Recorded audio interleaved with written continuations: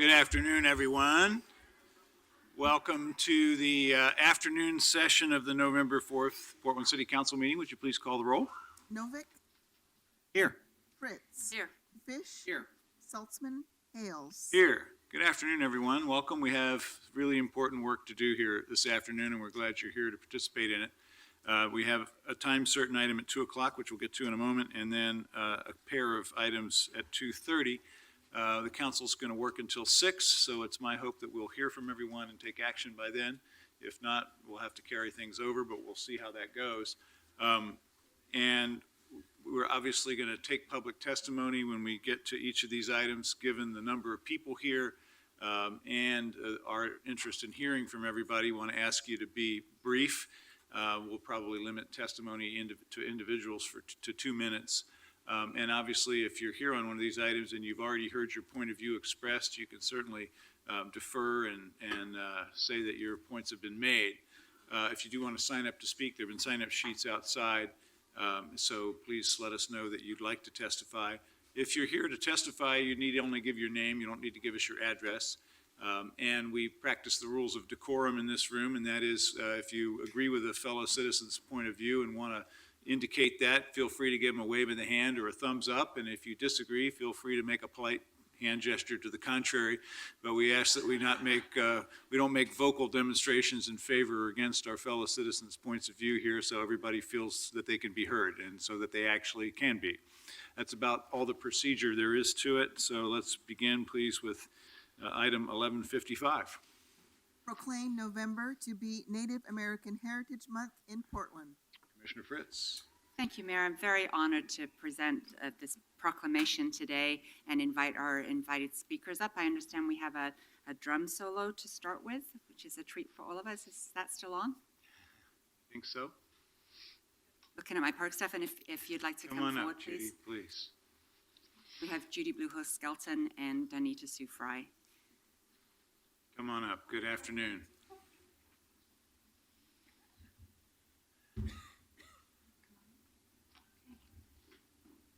Hatsmewi.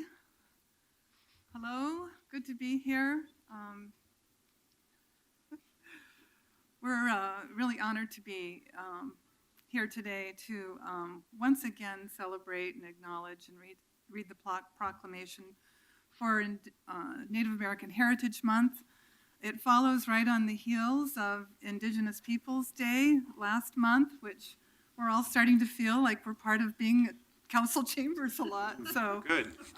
For many good things. And so it's really an honor to be here again and know that there are many of us who are here in spirit but cannot get to the council meeting today to share in this exciting celebration.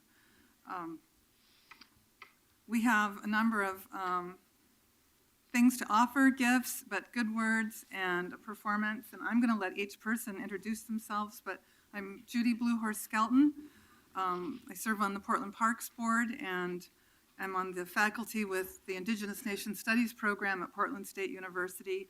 And so many of our students are really excited about the energy and feeling that part of the city and that recognition. We have a lot of events scheduled in the city and at PSU and around the region to acknowledge. Been asked to speak at the Native American Community Advisory Council. We've now been meeting for 4 years. We meet monthly and are very happy that the Parks Bureau has been convening, especially grateful to Elizabeth Kennedy Wong for the long-term commitment to keep meeting every month. As we look at policy, we look at land management, we look at the naming of parks. We've had several events, as I think you were at the last one, Mayor Hales, with the Westmoreland Park Salmon Celebration, our second annual celebration of that salmon coming back home in the only unimpeded salmon run in the city of Portland, the salmon coming up from the Columbia, up the Willamette, up Johnson Creek, up the Crystal Springs to the headwaters hidden in Reed College Canyon. And so this year we partnered with PBOT as part of Sunday Parkways. It was huge attendance. We had salmon baking traditionally, thanks to Christine and Clifton Bruno. We had a storyteller at Edmo, just so many in the community. The Columbia River Intertribal Fish Commission was there talking about the fact that at these headwaters hidden in Reed Canyon are the Pacific lamprey. And so a real regenerative time in the city. As the salmon come back, the people are heartened. We are in Salmon Nation. My tribe's Nez Perce and Cherokee, and many of us are from all over the country and call Portland home. And when the salmon come back, now they didn't know we had changed the schedule from October to September 27th. So they weren't in Crystal Springs that day. But we have since seen them there, salmon spawning in October. And so it gives us a great heart in a way that nothing else does.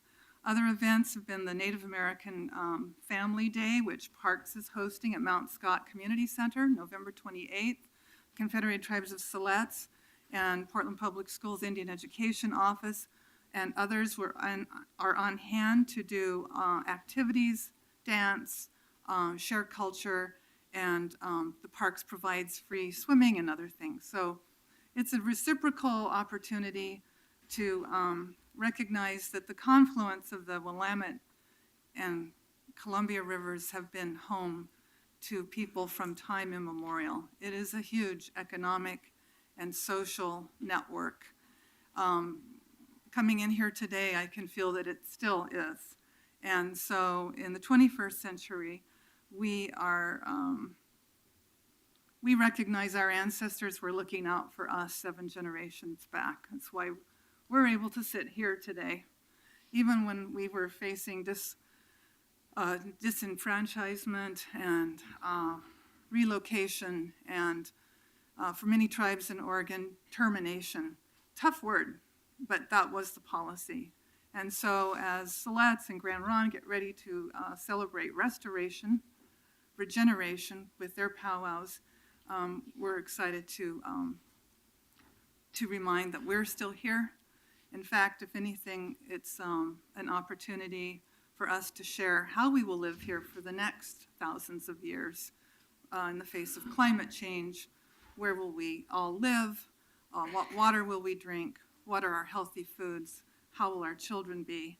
And how will we all share this place that we all call home? And so we're very excited about being able to share that. Verdine has agreed to share a little bit and introduce yourself, Verdine.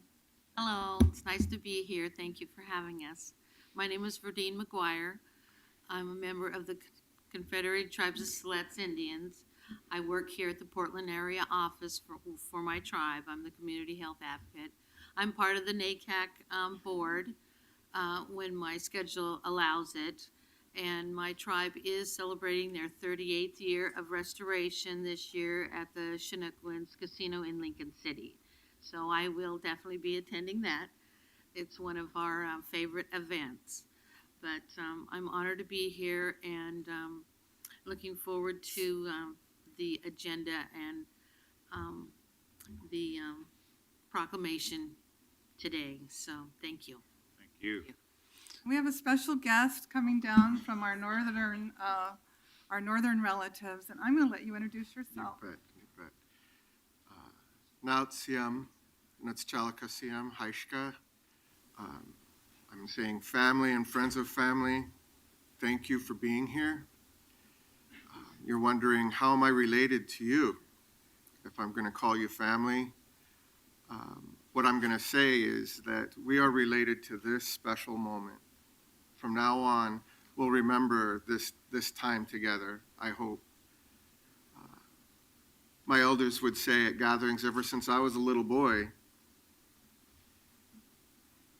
the greatest gift anyone can give is their presence. And later on, I thought my Uncle Art especially was trying to get out of giving me a present during Christmas. But now I know what he really meant. What he meant was the greatest gift anyone can give is their presence. And at this time, in gratitude, I want to acknowledge the generosity of your service to this community. I want to thank you for stepping forward and choosing this sometimes thankless job of being a public servant. And out of that gratitude and the recognition and acknowledgement of your generosity, I'm reminded that there for thousands of years here was a sustainable economy. And that may seem like an impossibility, the notion of a sustainable economy. But if it is based on generosity, and if it is based on gratitude, then we can not only share this beautiful past that we have, this peaceful time that we have, we can celebrate a shared future of sustainability, a shared future of prosperity, a shared future of spiritual healing. In 1983, Native elders met at the University of Lethbridge up in Canada to celebrate and to address the issues that relate to substance abuse. They celebrated in this gathering, and they realized in that gathering that the hurt of one is the hurt of all, and the honor of one is the honor of all. On this day, I'd like to perform a piece I wrote that was inspired by that gathering, with the intention that you hear and accept the notion that your honor brings honor to everyone, as you are true to your skills, gifts, and talents. Muster up the courage to feel all of your feelings. Recognize and acknowledge that you are significant. Others may recognize and acknowledge that you're significant, but that would be insignificant if you don't own your own significance. And act on the passions of your heart. That honors us all. That honors everyone. So this piece was inspired by that gathering with the simple notion that one person honor their skills, gifts, and talents. And then generations from now, a lifetime from now, how that has an impact on everyone around us. This is called The Honor of All. If you don't mind, I'm going to stand while I Please, play. that's fine.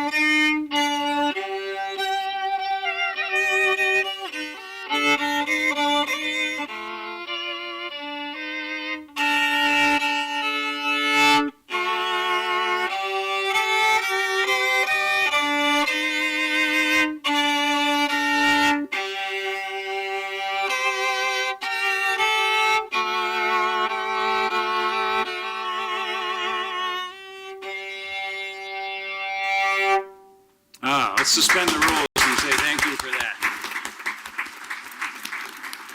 Thank you.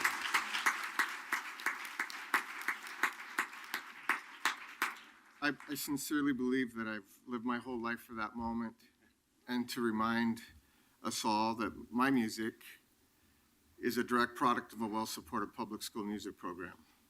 Hear, hear.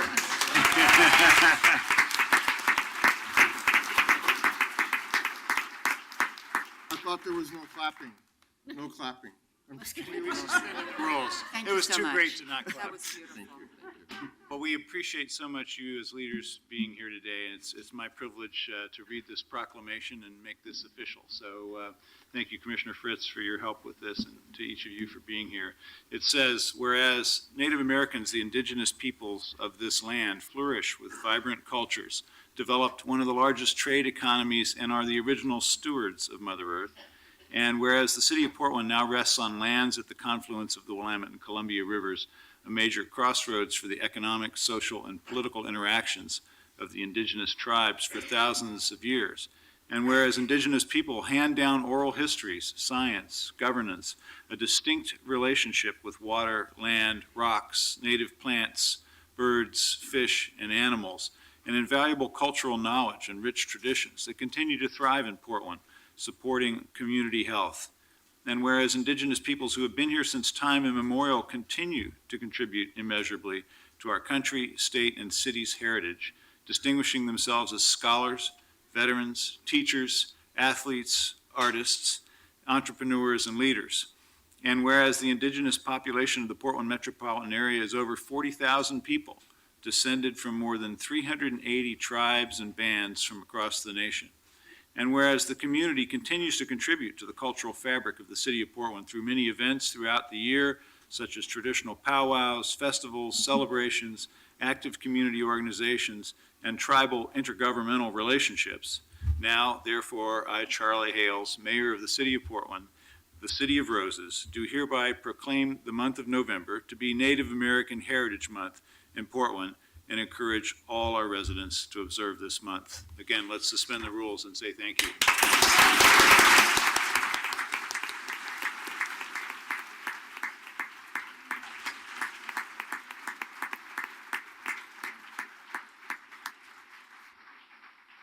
Mayor Hales and Commissioners, we have to thank you and close out today. Oh, yes, A please. drum song from one of our Siletz tribal members and one of our NAEA staff members here in the city of Portland. That'd be wonderful. Thank you. My name is Fish Martinez, and I'm just going to sing what's the honor song, what I learned from a gentleman that I knew from here in Portland, and his name is Gerald Senna.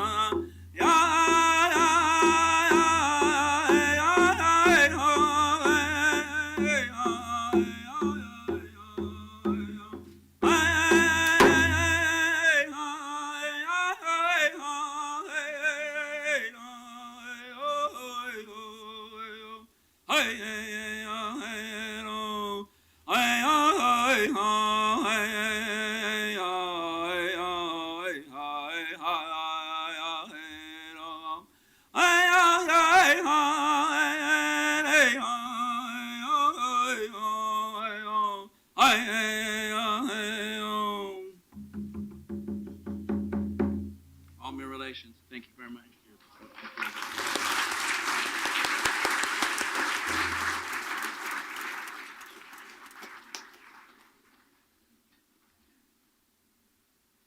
Our Native community members have handmade some honorary gifts for our elected officials to wish you well in your leadership. Thank you.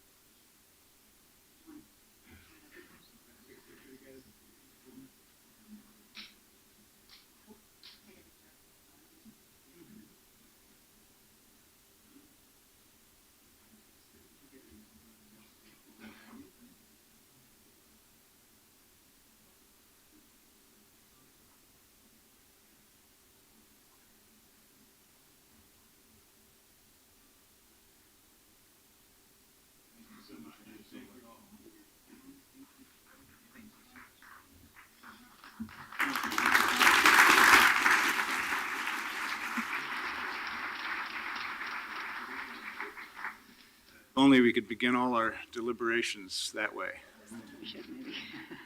Thank you so much. All right, well, we're going to get people rearranged. I know some may have to leave and others are trying to get in. I think there may be still a little room upstairs. We probably have an overflow room as well, so we'll try to accommodate everyone. We welcome you all here for this afternoon's work. Let's read the next two items together, please. 1156, adopt a policy opposing all project proposals that would increase the amount of crude oil being transported by rail through the city of Portland and the city of Vancouver, Washington. 1157, oppose expansion of infrastructure whose primary purpose is transporting or storing fossil fuels in or through Portland or adjacent waterways. Thank you. Well, let me set the stage for this work and then turn it over to Commissioner Fritz to discuss the first of these two resolutions. There have been other times when Portland and Oregon have led, whether it was land use planning or light rail and streetcar transportation, green buildings, green roofs, and energy policy. There have been other times when our city has led, and cities lead in this work of environmental innovation and policy. But there have been no times in the past, I think, that equal the importance of our leadership now. The world is at a turning point. We have a chance to make a difference. We have a chance to make a difference here that will then be, just as those other things were replicated in other cities and then become a movement that then has a global impact. So I'm very proud of the work that we have before us this afternoon. I'm so appreciative that you're all here to participate in it. And with that, let me turn it over to my colleague, Commissioner Fritz, to talk about the first of these two resolutions. Thank you, Mayor, and thank you, everybody, for coming. We didn't expect quite such a wonderful turnout on a Wednesday afternoon. So we're working to set up an overflow room because I think the fire marshal is going to be pretty concerned pretty soon. Thank you again for coming. And I'm very honored to propose the first of these resolutions, which is to oppose the transport of oil by train through our region. As many of you will remember, because you were part of the previous effort when Commissioner Fish and I partnered with Mayor Adams to have a similar resolution opposing coal trains. I see many of you are wearing the Beyond Coal t-shirts, and were part of that effort. And indeed, it was a significant effort in helping to change the tide of public opinion in the state of Washington, the state of Oregon, and the entire United States. And so here we are to do it again, and this time opposing the transport of crude oil through our city, and particularly through the city of Vancouver, Washington. This is a very happy occasion because I'm proposing that the City Council of Portland be in absolute agreement with the City Council of Vancouver, which sometimes isn't always the case. So, this matter was brought to my attention over the summer when Oregon Physicians for Social Responsibility and others came to my office and told me about the proposed terminal.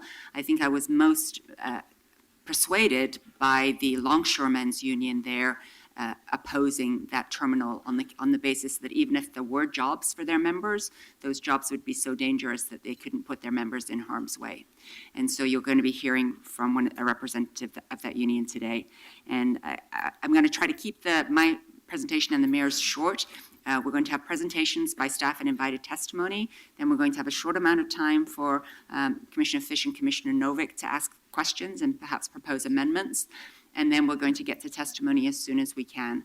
And I'm going to be helping the mayor with timekeeping because I'm a mom and I'm good at that. Yes, you are, and yes, you are. Thank you, Commissioner. Let me briefly describe the second of these two resolutions. Portland's businesses and residents are moving away from fossil fuels, and we must, because we have been told we have only a little time to make a difference in climate change. I had the opportunity this summer to go to the Vatican and meet with Pope Francis about his encyclical about climate change, along with 60 other mayors from around the world. And there were really three key lessons that were reinforced for me in that discussion.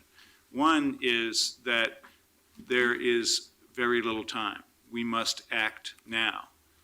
The second is that it's not too late. It was an optimistic message. It wasn't that all we get to do is damage control.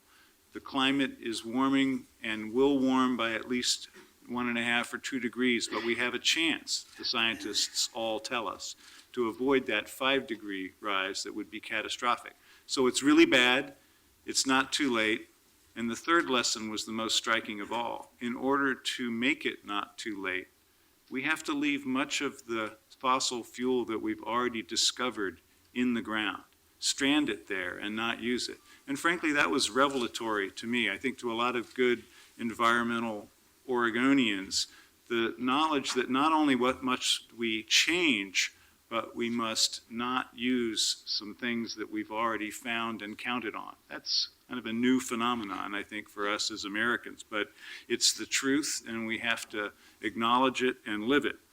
Now, this is not an original action here in Portland in this sense, in that we've had a long history of environmental leadership. Like I mentioned, we adopted one of the nation's first local climate action plan in 1993 when I sat where Commissioner Novick sits now as a new city commissioner. Just 2 months ago, we passed a resolution that adds fossil fuel companies to the city's do not buy list for how we invest your money in financial markets to take care of it. We're installing solar panels on city buildings, and under your leadership, Commissioner Fish, we have an amazing project going on where we're using biogas to run some of our vehicles. So we're doing the right things in what we do here in the city, and these resolutions are of a piece with that. So I'm very pleased that this is before us today. We're going to call on a series of panels and staff to come up and explain the substance of each of these resolutions. We have some invited testimony, and then as Commissioner Fritz said, we'll try to get to as many of you as we possibly can who want to speak to these items this afternoon. So with that, I believe we're going to invite Christina Neves up to... So Mayor, before we invite a panel, you mentioned the fire marshal earlier. So we're probably going to get a pass because I think there is a firefighter somewhere around here. But the one thing we are required to do is maintain circulation because we're an accessible building. On the back there. Which means that people have to be able to enter and go the full loop. So if you're blocking someone and it might be an older adult that wants to leave to go to the bathroom or something, we have to correct that. And we can't, Okay. and these corridors here have to be open as well. And apparently the Lovejoy Room is going to be open in about 5 minutes for some overflow If, space as well, so that will help. Good. Okay, is Christina ready to come up, Commissioner? And Yes. if she can make her way through the crowd. All right, Christina. And Michael. Great. Great. Good afternoon. Oh, we'll wait for Commissioner Fish.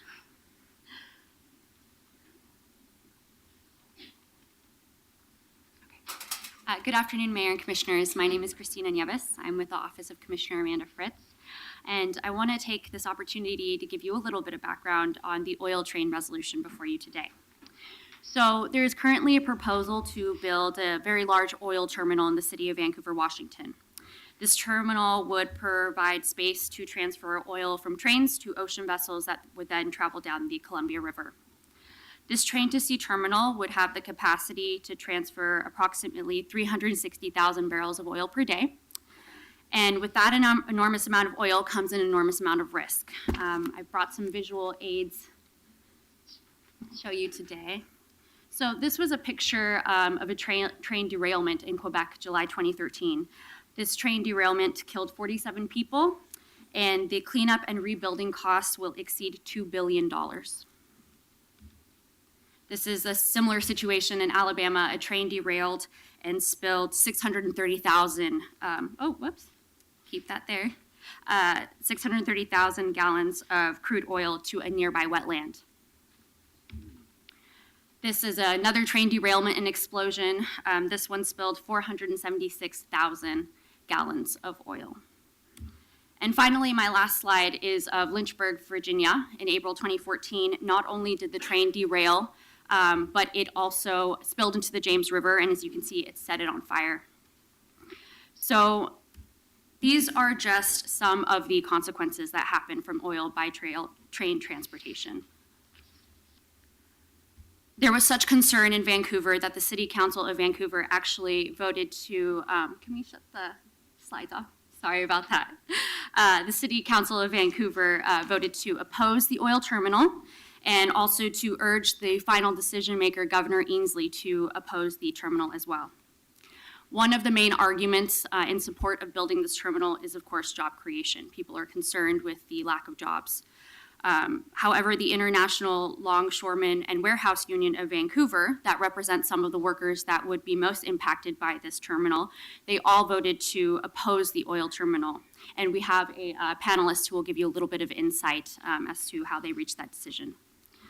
So the oil train resolution does two things. Number one, it acknowledges the dangers and negative impacts that oil train transportation and oil train projects come with. Number two, it makes clear our support of Vancouver City Council's decision, and hopefully, I hope that the resolution will also urge Governor Inslee to oppose the project as well.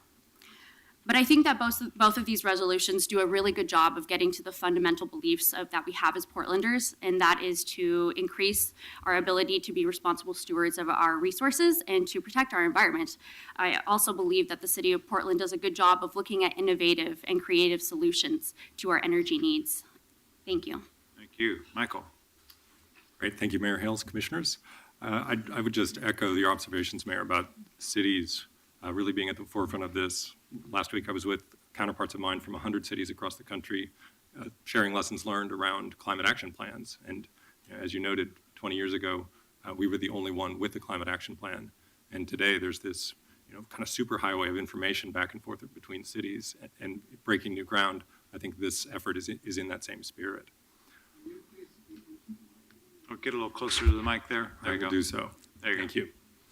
So development of tar sands, shale oil, fracking across the western U.S. and Canada has, I think as we've understood here, led to a number of very large fossil fuel infrastructure projects proposed up and down across the West, pipelines, terminals, export facilities.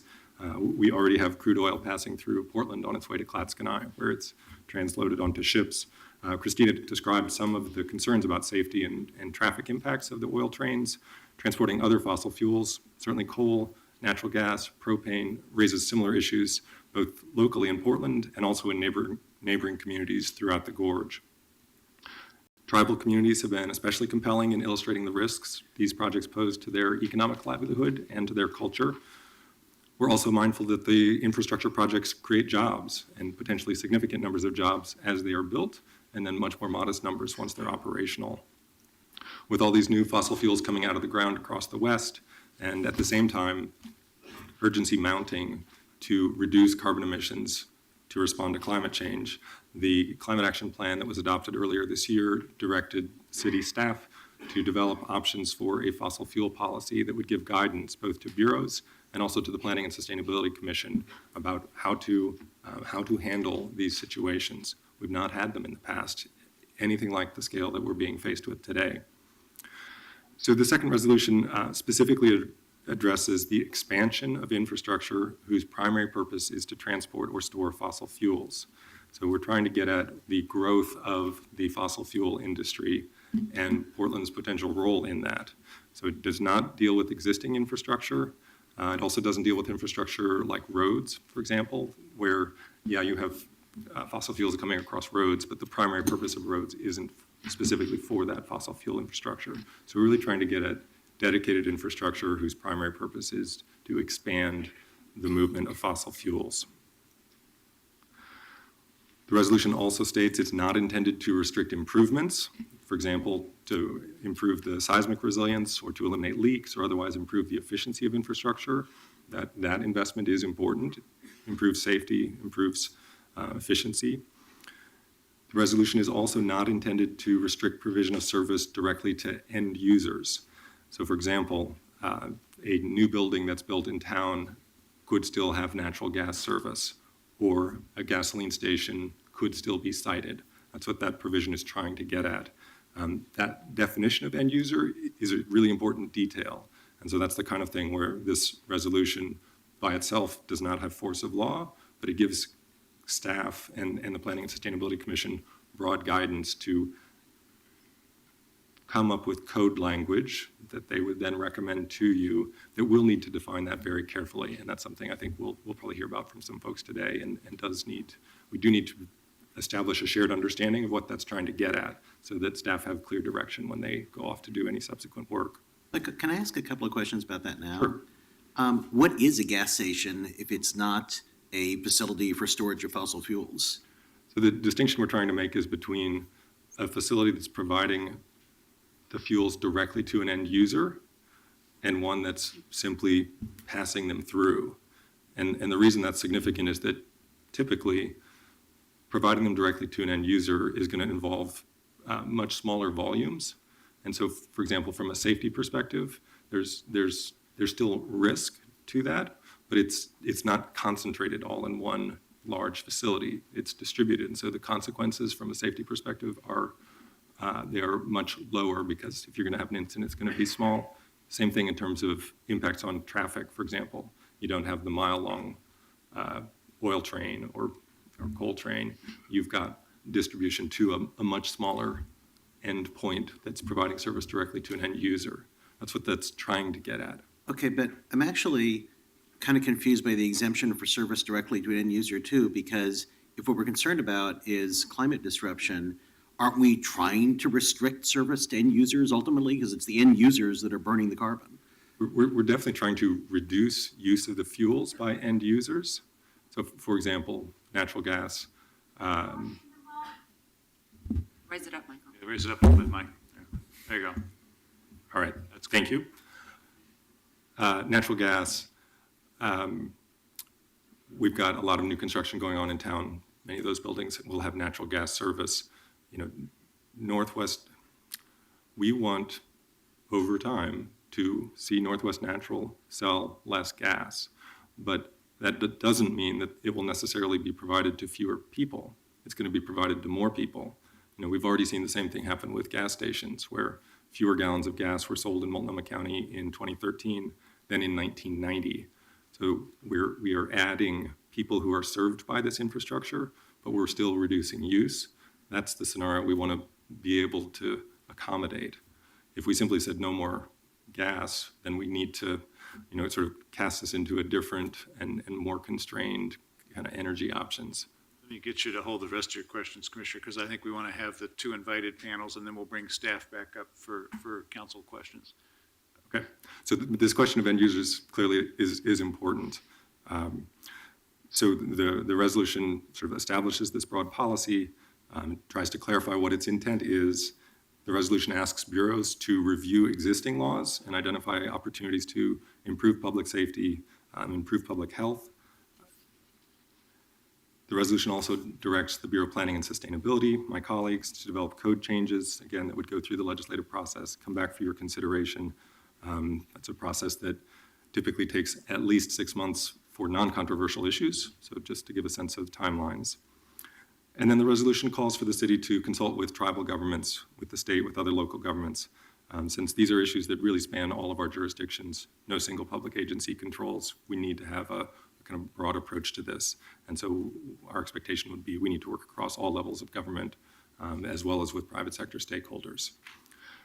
So with that, Okay, you want to take questions? I would say, why don't you two stand by? Let's bring up our invited panels, and then we'll get you back up for council member questions before we move to public testimony. Thank you both. Thank you. Mayor, at what point are you going to entertain amendments? After the panels.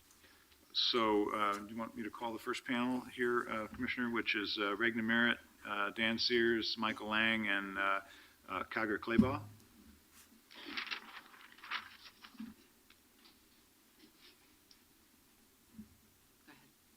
Hi, my name is Regna Merritt.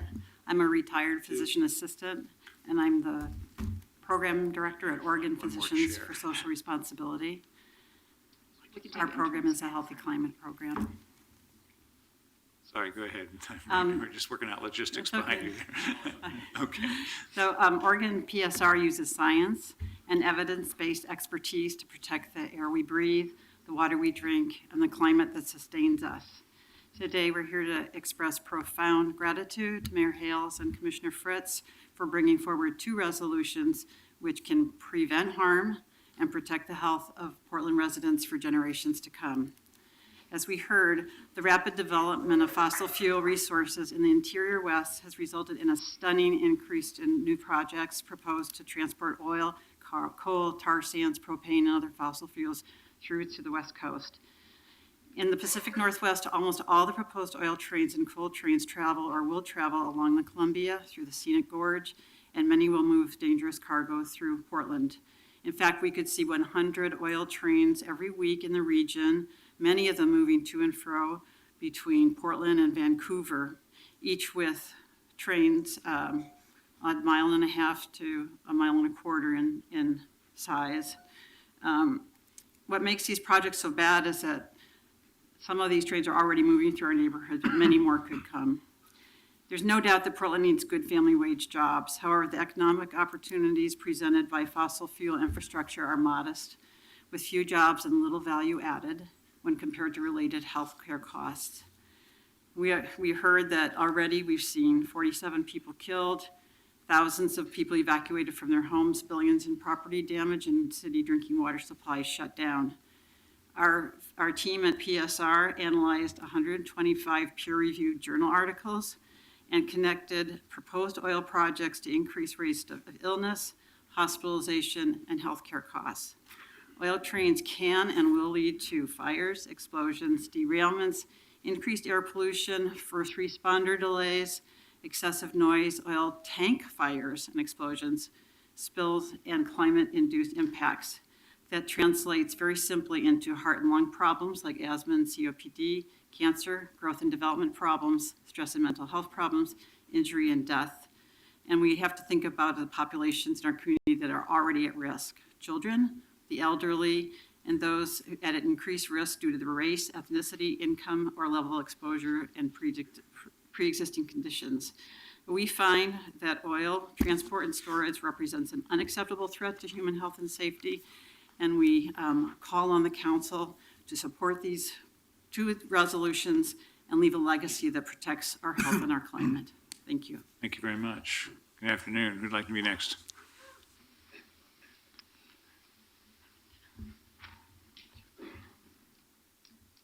Musical chairs. You're doing fine. Thank you. Mayor Hales, Commissioners. My name is Dan Sears. I'm the Conservation Director for Columbia Riverkeeper. Columbia Riverkeeper and our 8,000 members and supporters are here to tell you that we support both resolutions in front of you today, but I'm going to address the oil train resolution first. We'd like to thank Commissioner Fritz and Mayor Hales for your leadership in bringing this issue before the Portland City Council. It's a very important issue. Communities along the Columbia River are faced with an unprecedented and new threat. The idea of moving vast quantities of fossil fuels, particularly oil trains, down the Columbia River in trains that are known to derail, spill, and ignite. The oil train resolution you're considering is both timely and appropriate because there are over 100 trains per week that could be headed down the Columbia River. Each train carries 3 million gallons of oil in rail cars known to spill, known to ignite. A spill in the Columbia River would decimate salmon habitat, disrupt river traffic, and threaten drinking water supplies downstream. As you've seen from Christina, Bakken oil has a tendency to explode. What you may not know is that these trains can also carry very heavy tar sands crude, which when it spills may sink into the Columbia River and be very difficult to clean up, as happened in the Kalamazoo River in Michigan. Taken together, all of the oil tank projects in the Northwest would exceed the capacity of the Keystone XL pipeline. If someone were to propose building a new pipeline the size of Keystone XL down the Columbia River, we'd say that's crazy. What Portland can do today with this resolution is to stand up, enter into this debate, and say that they don't support, that we don't support the establishment of a pipeline and rails through the city. So I want to address a couple things that are really important. You'll be standing with the city of Vancouver by taking this important resolution. The city of Vancouver voted in 2014 to oppose the oil trains. The Vancouver Firefighters Union very recently took a position against the project, stating that a derailment could cause, quote, local residents being caught in the blast zone, oil spilling into the Columbia River, and first responders rushing to deal with an explosive situation that with inadequate training, manpower, or equipment to handle. It's a quote from the president of the Firefighters Union in Vancouver. And a majority of voters last night elected Eric LeBrant to the Port Commission of Vancouver. And that was a very clear referendum on the oil by rail issue in Vancouver. What we're pointing out today in support of this resolution is that this resolution empowers the city to weigh in a full-throated way in opposition to oil by rail, a new risk to our river. It also empowers the city to lead the entire region in a different direction, away from projects that threaten the health, safety, and environmental integrity of our Columbia River. We're playing Russian roulette essentially every time an oil train comes down the Columbia River. You are well-suited and well-positioned to help the region not load more bullets into that gun, and we ask you to do that. Thank you. Thank you very much. Can I ask you a follow-up question? Please do. On a related subject, what do you think it will take to get the federal government to conduct a comprehensive impact statement on coal dust? You know, coal dust? Coal dust. Oh, it's somewhat unrelated. I actually would defer on that to Michael Lang, who's here with Friends of the Gorge, who could potentially speak to that. Michael, welcome. Thank you, and may I address that question after my prepared statement? Please, yeah. Thank you. For the record, my name is Michael Lang. I'm Conservation Director for Friends of the Columbia Gorge. I also serve on the Executive Committee for the Stand Up to Oil Coalition, whose mission is to stop proposals for oil by rail terminals in the Northwest from endangering our children, our communities, and the climate. Friends of the Columbia Gorge thanks Mayor Hales, Commissioner Fritz, and the City Council for allowing us to come before you and testify today in favor of resolutions opposing oil by rail terminals and also additional fossil fuel infrastructure in Portland. The Columbia River Gorge is a national scenic treasure and an icon of the Northwest. The gorge is protected as a federally designated national scenic area, but today the gorge is facing its biggest threat since Congress designated it as a national scenic area in 1986.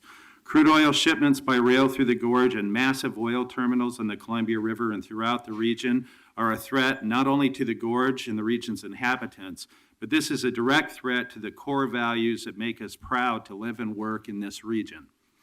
More than a dozen proposals for oil by rail terminals are pending throughout the Northwest, including the largest oil by rail terminal in the United States, Tesoro's Vancouver Energy Project. If approved, all of this oil would be transported by rail through the gorge. These terminals would far exceed the refining capacity in the region. We don't need them. Tesoro would transport an average of 15 million gallons of oil per day through the Columbia River Gorge on rails to Vancouver and then down the Columbia River in oil tankers or barges. If Vancouver Energy and all other terminals proposed in the Northwest are approved, 100 oil trains per week would travel through the gorge. This would convert the Columbia River Gorge from a national scenic area into a national oil pipeline. This is especially alarming in light of the oil train derailments and explosions that have shaken the country over the past 2 years, and you've heard a little bit of this testimony. An oil train accident, spill, and fire in the Columbia River Gorge would be devastating to its communities and the environment. Transporting crude by rail is inherently unsafe. Even the newest federal rules that would allow tank cars to proceed into the future could puncture at speeds as low as 12 miles an hour. 12 miles an hour, think about that. If an oil-loaded car just tipped over with gravity, it'd probably puncture at 12 miles an hour. It's inherently unsafe. That's why firefighters from across the region are opposing the Tesoro terminal and other oil-by-rail terminals because they'd be unable to respond to a spill and unable to keep us safe. And I think that's a big message here. When our emergency responders are telling us that we cannot keep you safe, it's a message that these terminals need to be denied. Public opposition to Tesoro's oil-by-rail terminal and other terminals is intense, and it's growing every day. So communities along the Columbia River Gorge, from the Dalles and from Hood River, all the way down to Vancouver, have adopted resolutions opposing oil by rail to the gorge. And I think today they're reaching out to you and asking for your support and your solidarity and helping protect their communities and all of our communities from oil by rail. So this is an opportunity for Portland to join with other local and regional governments along the Columbia River and approve resolutions that would oppose oil by rail terminals in the region and also set a policy opposing new fossil fuel infrastructure in the city of Portland. So Friends of the Columbia Gorge ask you to take this opportunity today, reach out and support communities throughout the Northwest and adopt these resolutions. So thank you very much. Thank you. Thanks very much. Mr. Claybaugh, welcome. Thank you. Thank you, Commission, for the time. I appreciate it. My name is Cager Claybaugh. I am Vice President of the International Longshore and Warehouse Union Local 4 in Vancouver, and I'm here to speak in favor of your resolutions today. In June 2013, upon learning about Tesoro coming to the Port of Vancouver or wanting to, at our union meeting, the membership voted unanimously to oppose the project because we know that one spill in the river will destroy the river, put the whole system out of business for as long as it takes to clean up the spill, putting us all out of work. Now, we listened to Tesoro tell everybody, how safe the product is, that it wouldn't explode. 1 month later, 47 people die in Canada. And since, knowing that they're going to be, under a microscope, the industry basically took no steps to learn how to move their products safely. And as a matter of fact, they've proven without a doubt that they cannot. Many derailments, spills, explosions, fires, rivers on fire, fireballs 800 feet wide, 1,000 foot tall. BNSF recently said that they were not going to build their 3,000 or 5,000 safer rail cars. Tesoro saying, oh, well, don't worry, we are, and they have maybe 200 built. We know that the industry touts safety. The shipping industries, the rail industries, they tout, that's all they talk about, safety, safety, safety. And I'm here to tell you, as a longshoreman who's worked in the industry for 20 plus years, safety always takes a backseat to production. They tell you what you want to hear, and then they want to move it as fast as they can. Get it on a ship, get it out, get their money.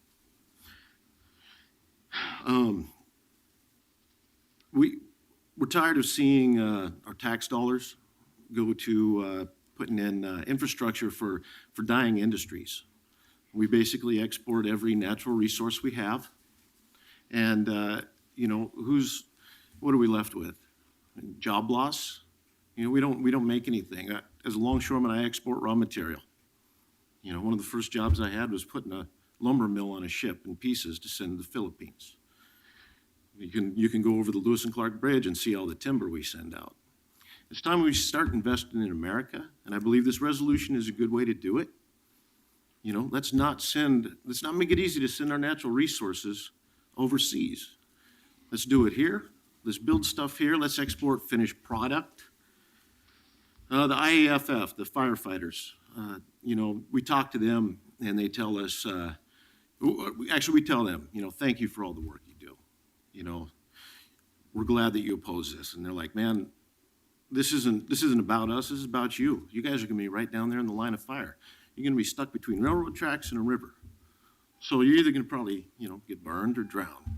And that's what they say. They say how they fight these fires is they use their rule of thumb. They stand back far enough to where their thumb covers the fire, and they evacuate everybody behind them. And they just say that this is dangerous, and that they hope if there's a problem, they hope there's not a problem, but if there is, that they can get to us. So I'm really here on behalf of the longshore workers to ask you guys, please support this resolution. Help us out. Thank you. Thank you so much for coming down. Appreciate it. Thank you. And can I just ask our No coffee, please. friend from the Gorge, just on the question of a federal comprehensive impact statement on coal dust, residual issue from something we talked about a couple years ago. Are we any closer to the federal government conducting such an assessment? Unfortunately, the answer is no. And despite calls by the Northwest Senate delegation, a number of members of Congress and local governments throughout the region calling for a comprehensive programmatic environmental review of all of the coal and fossil fuel proposals together, particularly the Corps of Engineers refuses to do that, and instead is doing the narrowest scope of environmental review under the National Environmental Policy Act that you could possibly do. And we believe that that's illegal. But a number of different elected officials across the region have asked for this, and it hasn't been done. So what's happened is universities have taken this into their own hand and have received funding to do coal dust studies in the gorge. And I'm not at liberty to speak a lot about this today, but there is a coal dust study being released this week that will demonstrate that coal trains emit twice the amount of pollution, particularly fine particulate pollution, as compared to normal freight trains. Thank you very much. Thank you all. So now we want to call another panel. Actually, I'm going to modify this just a little bit and bring up. Okay, so folks, the Lovejoy and Petty Grove rooms are available now for overflow. We'd like to ask as many of you as be willing to please go relocate to those rooms so we can circulate people through. And I want to ask. So there is video and audio there, so you'll be able to hear, and when your name gets called to testify, we'll give plenty of time for you to get back here, but Yes. we're not really supposed to have people standing up in the. Marshall's being kind to us, maybe because we're trying to avoid some fires. Pete, I want to invite Peter Cornelison from Hood River City Council and Kat Schultz from the Portland Planning and Sustainability Commission to come up first, and then we'll call the rest of that panel after you. Peter, welcome. Thank you. My name is Peter Cornelison, and I'm a member of the Hood River City Council. We are one of 10 regional governments in the Columbia Gorge that have passed resolutions of concern or outright opposition to oil transport by train through the Columbia River Gorge. Those governments are the Columbia River Gorge Commission, the Dalles, Mosier, the city and county of Hood River, Bingen, Stevenson, Washougal, the Washougal School District, in the Skamania County Fire District number 4. Opposition to oil trains in the gorge has been overwhelming because every day our communities face the threat of an oil train accident, either a fire or a spill, that could destroy many of our homes and businesses. And Portland faces the same threat from oil trains moving through the city, bound either for California or for ports along the Columbia River.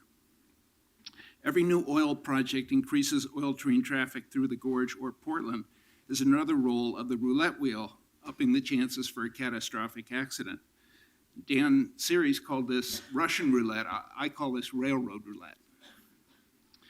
The resolutions you're considering could establish Portland as a national leader regarding fossil fuel policies at a time when leadership is crucial.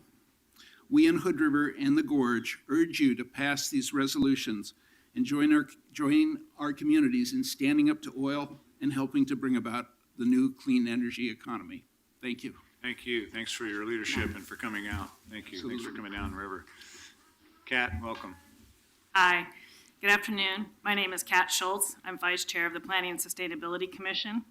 I also participated in the advisory group that provided perspectives on options for the fossil fuel policy in front of you today. Both of those groups had a wide range of views and voices. Earlier this year, when the PSC was considering the zoning amendment that was necessary for a propane terminal to locate at Terminal 6, it became quite clear that we needed policy to guide our deliberations. What looked at the beginning like a discussion as to whether or not we should allow a pipe to cross the E-zone quickly evolved into a greater debate amongst the commission and the community. It was challenging for the PSC to have to weigh the proposal with little established policy to guide our deliberations. While I think it's safe to say that the members of the PSC had different views on the propane proposal, I believe we all recognize the need for the city to establish clear policy guidance. That is why we supported the action in the updated climate action plan that called for the city to establish a fossil fuel policy. And it's not just to assist us, the planning commissioners. For when businesses are considering major investments, they need clarity and predictability. We owe it to them to establish clear policy. Personally, I've been conflicted. To combat climate change, we need to think globally. Discontinuing the use of fossil fuels at home and abroad is daunting as it is critical, and we're going to need all the tools in our toolkit. I believe that natural gas and propane can be one of those tools by using it as a bridge fuel. That being said, Portland needs to balance all of the goals that we have set forth in the Portland Plan to create a more prosperous, healthy, equitable, and resilient city. And I'm not convinced that a fossil fuel terminal creates long enough term jobs to justify the risk to our health, safety, and environmental welfare. Therefore, I'm in support of the proposed policies. In addition to my humble opinion, you'll hear from many people today who support the resolution and some who don't think that it adequately balances the economic considerations. There's a lot for you to consider. As you move forward with your deliberations, I encourage you to maintain as much clarity as possible with the overall policy direction so that the Planning and Sustainability Commission can work more carefully and effectively with BPS staff to develop a recommended code language to bring back to you. Thanks. Thank you. I appreciate that point very much, Kat. We need to give you guidance from the council, so Please. thank you. We appreciate it. Since you're here and it anticipates an amendment I'm going to offer, can I ask you a question? So the provision of the climate action plan that has now led to what we're doing today is at page 69, and it was the request that the commission made to get guidance. Establish a fossil fuel export policy that considers life cycle emissions, safety, economics, neighborhood livability, and the environment. And it goes on. The advisory group that you were a part of met twice in October, and I had a chance to look at the minutes, and for some reason, the advisory group chose not to take up the economic consideration side of the conversation. And my question to you is, why was that, and how would you frame that question? I'm not sure I'd say that there wasn't discussion about the economics. I think there were individuals on that advisory group that expressed thoughts that we need to understand the economic implications of it, but perhaps didn't exactly know what they were to be able to weigh more thoroughly into it. And sorry, what was the second part of your question again? Well, when we say, I understand when we say considers life cycle emissions, I think I understand that, safety, neighborhood livability, the environment. What did you intend by consider economics? What was the issue that you wanted us to consider and balance as part of a policy? If there was a tremendous amount of employment created, I think that needs to be weighed in and considered. And like I said, personally, I feel that there's, at least the proposals that have come before us to date, haven't exactly created a lot of long-term jobs. Therefore, when you start to balance all of the things that we're asked to look at, I question it, whether that employment mix is enough to kind of outweigh the other. So I guess economically, going back to it, I see it as tied to employment. Helpful. Thank you both very much. So now let me call on Carlos Smith from the Confederated Tribes of Warm Springs, Javier Hurtado from the business here in Portland, Cha Cha Cha, and Mia Reback from 350.org, 350pdx.org.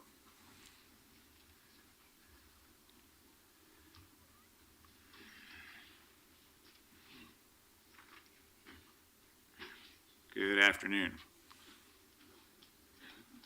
Sure. Go ahead. Sure, that's fine. Don't have to go in that order. All right. My name is Carlos Smith. I'm a tribal council member for the Confederated Tribes of Warm Springs. I'm here representing my tribe. I'm also here representing the Columbia River Intertribal Fish Commission, which is made up of our tribe, the Warm Springs, the Yakima, the Umatilla, and the Nez Perce tribes.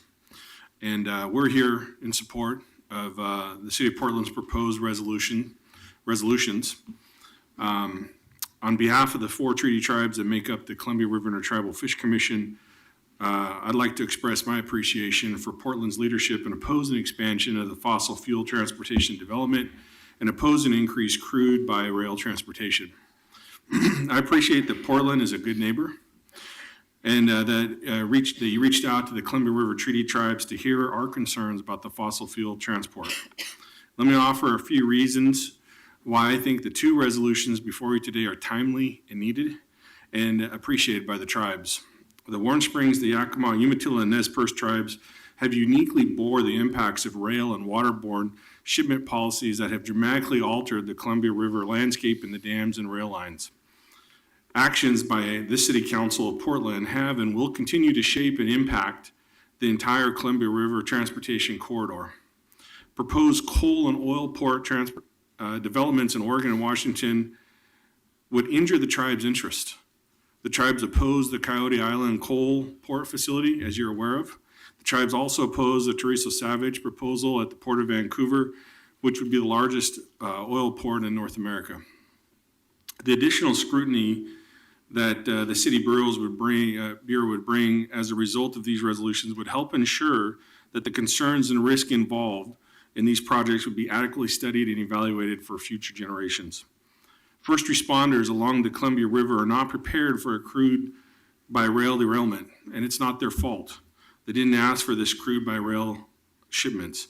Federal and state agencies have convened several discussions, but local, city, county, and tribal governments will bear the burden of an oil spill. Like the City of Portland, the Columbia River Treaty tribes are very concerned about climate change, particularly on salmon and our other first foods. Reducing fossil fuel use of this movement is in the right direction for addressing climate change, we feel. The Warm Springs tribe is a member of the Columbia River Intertribal Fish Commission. We have the closest ties to the city and its judicial. It's been determined that we're a successor in the interest of the 7 bands of the treaty signature to the treaties of Middle Oregon, June 25th, 1855. The 1855 treaty specifically secured off-reservation fishing rights for the Warm Springs tribes at all usual and accustomed stations. Federal courts have ruled that this fishing right can be located both within and without the reservation in its tribal ceded areas. This includes the area that's now occupied by the City of Portland and the largest and best known of the Warm Springs tribe off-reservation usual and custom fishing places is Willamette Falls, located just a few miles upstream from the City of Portland. We feel that it's very heartening that the City of Portland, under this council's leadership, has proposed what would be the most substantive and aggressive fossil fuel policy ever adopted by an American city. Our entire region is defined by the Columbia River, and its protection should be on the forefront of our thoughts and our actions. Thank you so much. Thank you. I just want to also address the question you had earlier about coal dust. I have on my office and my tribal council a bottle of coal dust that I just went down to the river and collected.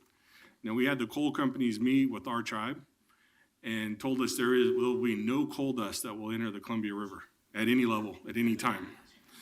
And I showed them the jar, and they wouldn't answer our question. And they told us that they spray it with a chemical so it doesn't fly off the carts.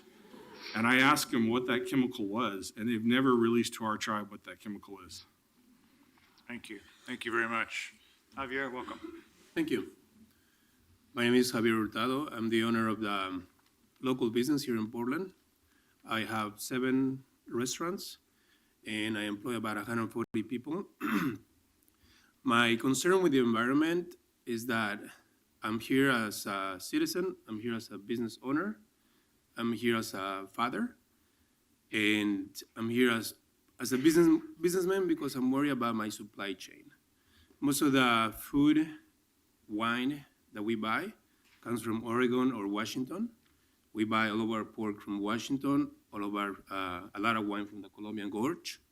We buy a lot of beef. All of our beef comes from Oregon. A lot of vegetables from Hood River. So I'm really concerned because prices is a huge thing to consider as a businessman. And I know that when things become scarce, prices go up. And if there were to be an accident due to a derailment or some kind of accumulation of dust, that will impact the farmers that I work with. That will impact the winemakers that I work with directly. I have been working with local farmers, local winemakers, local produce people, and trying to establish this supply chain that is direct from farm, from winemakers, from ranchers to restaurants. I recently met with some scientists, and they expressed that 67 or 70% of the food that we consume comes from restaurants. So as a business owner, I feel the responsibility to offer healthy food to all the people that come to my restaurants. I feel as a business owner to contribute to society by buying from these local farmers, local ranchers. But I also feel like one of our biggest challenge and biggest goal as business owners here in Portland is to conserve our environment. So Cha-Cha-Cha has worked very closely with wetland conservancy programs. We have also started buying a lot of seafood that has been MBA or MSC certified. So it's really, really important to us how we get our food, and if that it's not contaminated, that it's not exposed to some type of derailment, that it's healthy for our children.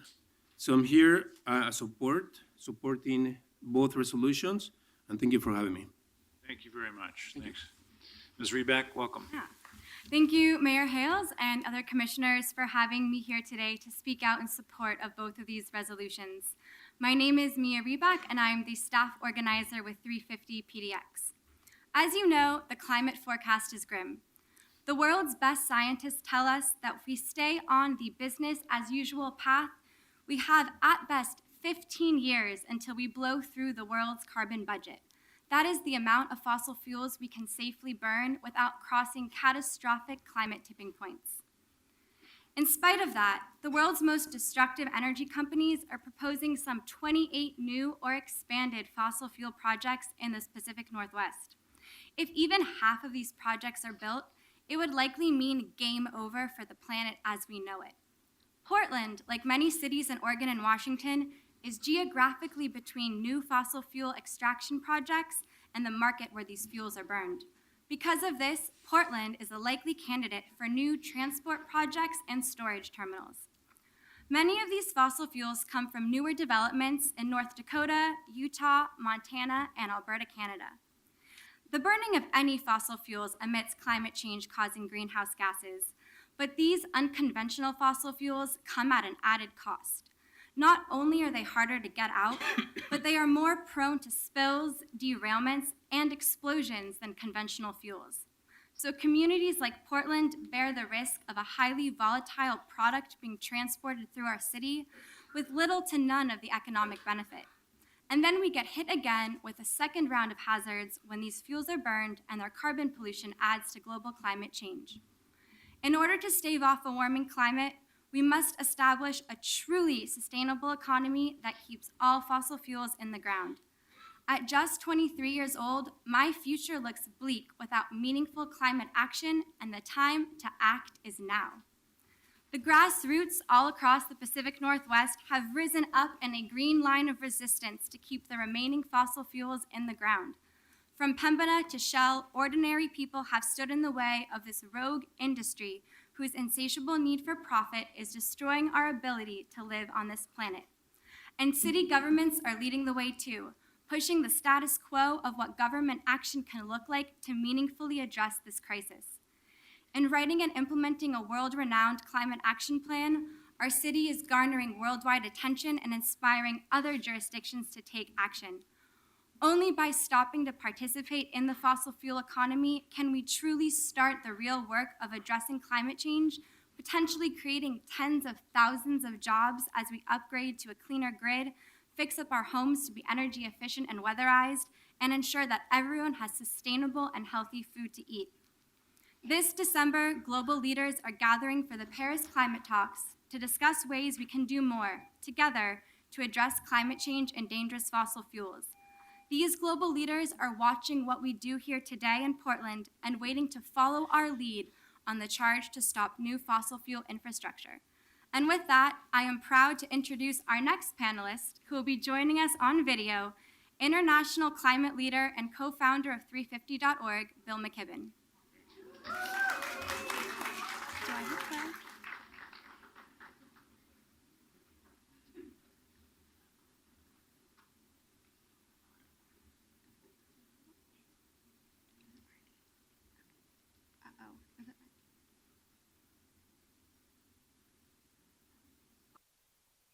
Much wish I could be there with you today, but I'm glad to join you by low carbon Skype. I'm actually in Washington today with Senator Merkley introducing an important bill about fossil fuel on public lands.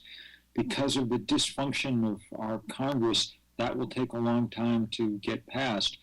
We're very hopeful, though, that the Portland City Council will demonstrate its full functionality today and demonstrate profound leadership on the most important question that faces us. Look, climate change, about which I wrote the first book for a general audience 26 years ago, is fully and firmly out of control. Things are really escalating and escalating fast. All you have to do is look at the pictures today. From the first hurricane ever to pound into the desert nation of Yemen, it's almost unthinkable, but there it is. That's why we need powerful steps like the ones that the Council is considering today to stop fossil fuel infrastructure from being constructed going forward.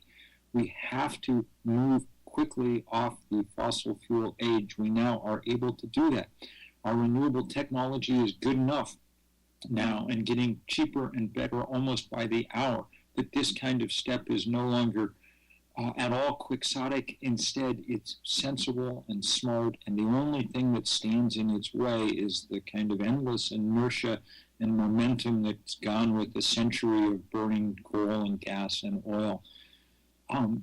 Somebody needs to take the lead, and we're so grateful to Mayor Hales, to Councilor Fritz, and so hopeful that at least one of their colleagues will join them in this remarkable step. Portland will go down as an absolute leader among all jurisdictions, cities, counties, states, nations. If it does this, it will be a beautiful segue from the great leadership that Portland's Climate Action Plan has shown. One of the first cities to do that, too.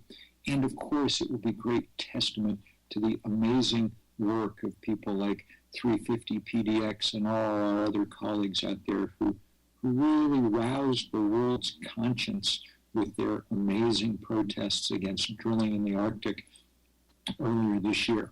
If those protests roused your conscience too, then, councilors, you are in exactly the right place to put those consciences to work and do something of the first order of importance. Thank you very much.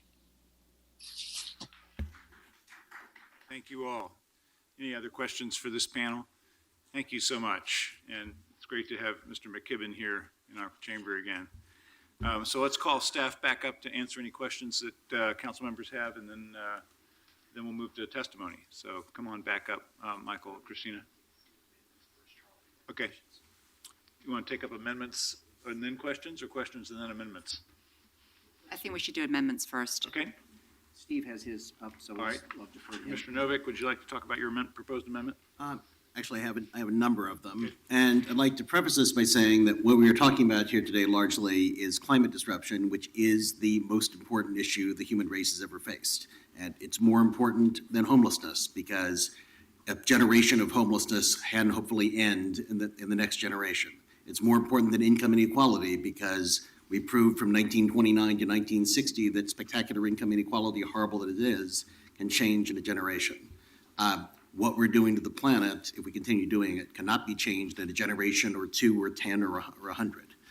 I actually am planning to bring my own climate-related resolution to council within a few weeks, which would be to say that we call on Congress to establish a carbon tax of sufficient strength to force the market to renewable energy, that we have a rebate, income tax, or an offsetting income tax rebate for low and middle income people, so that if they actually use less fossil fuels, they'll come out ahead, and that we have a massive national program to invest in transit and bicycle and pedestrian infrastructure and the development of new renewable energy sources, and that should be paid for by taxes on rich people and by massive cuts to our bloody defense budget.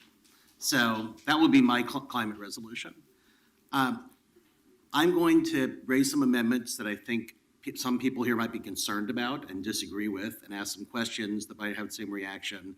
I do so because I think because this is the most important issue facing the world, we need to treat it very carefully and thoughtfully, and I'm particularly sensitive to the idea of committing the sin of hypocrisy, because most of us, like it or not, are part of the carbon economy, and most of our hands are not clean.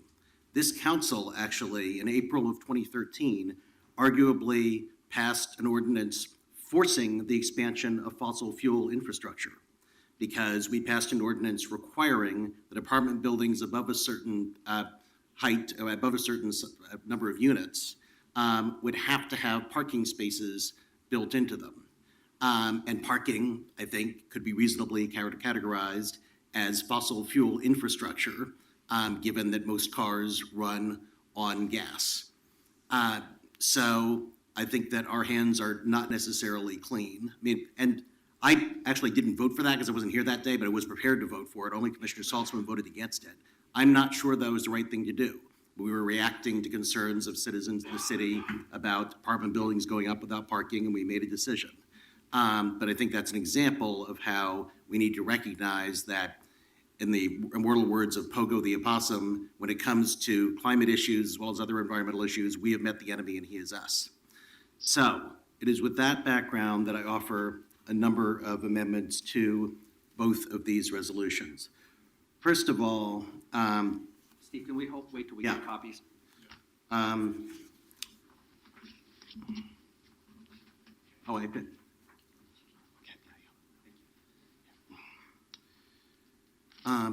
The first one is actually not particularly substantive, except it's an amendment to the third whereas clause in 1156, and there's a reference in that to serious risk being caused by adverse health impacts of train noise. And I'm suggesting deleting that because train noise isn't particular to oil trains. Train noise is generic to trains. And I don't think we want to make a statement that trains are always bad, particularly when I think often the alternative to travel by train is travel by truck, which is generally more carbon intensive. Also, I like the noise of trains, but that's a personal preference. Mayor Hales, just so we can keep this orderly, I'll second it for discussion. Okay. Thank you, Commissioner.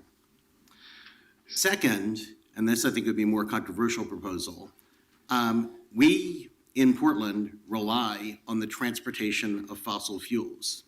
Our gasoline generally comes from the Olympic pipeline, which comes down from Washington State.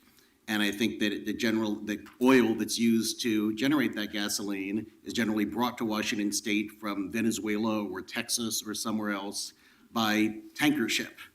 So we are implicitly, by whenever we go to the gas station, endorsing the transport of oil in one of those forms. I think that it makes sense to say that we're opposed to unusually dangerous forms of oil transportation, but I think that we should implicitly and explicitly, in fact, acknowledge that we are not in a moral position right now to oppose all forms of transportation. So I'm proposing that the first be it resolved in 1056 be amended to say, now therefore be it resolved that the city of Portland opposes oil by rail transportation through and within the city of Portland and the city of Vancouver, Washington, unless and until transport by rail is demonstrated to be as safe and carries the same level of environmental risk as transport by tanker ship and pipeline. Is there a second for I'll that? second for discussion. Okay. All right, let's hear the next one. First Amendment to 1157. The eighth whereas clause reads, whereas extraction of fossil fuels through fracking and tar sands processing, which has become widespread throughout the Western United States and Canada, has especially damaging impacts to human and environmental health.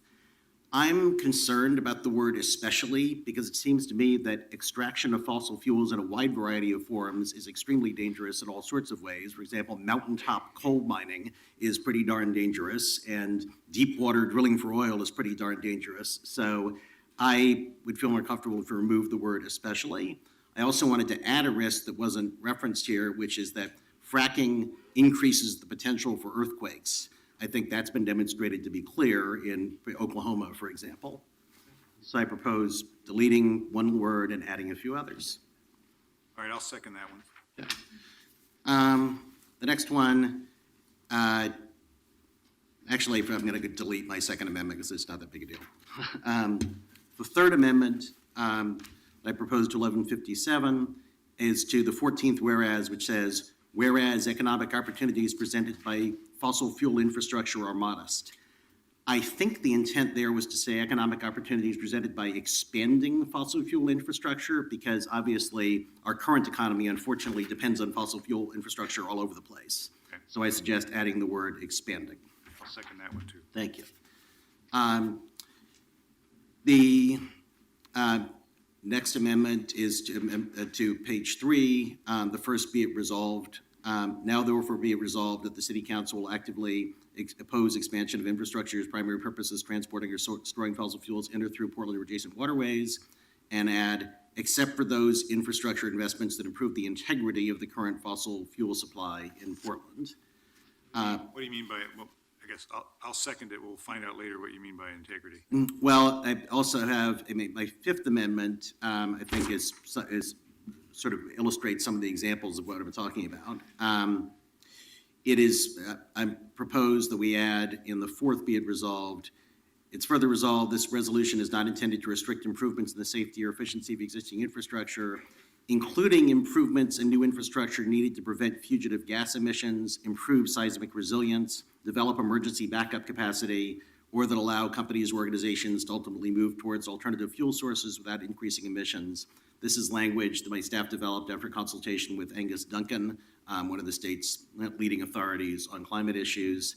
One of the issues I'm concerned about, for example, is that right now, virtually our entire liquid fuel supply is in tanks near Linton on liquefiable sources, and some of the tanks are really old.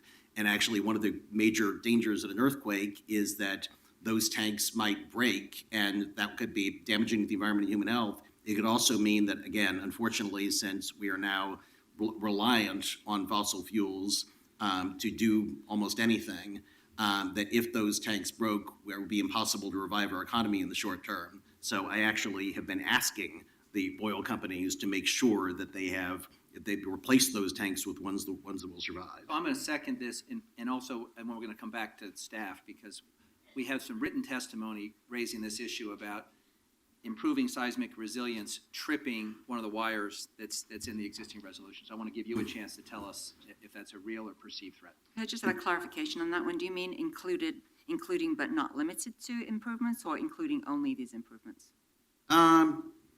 Good point, including but not limited to. That should have been the language. Thank you, Commissioner.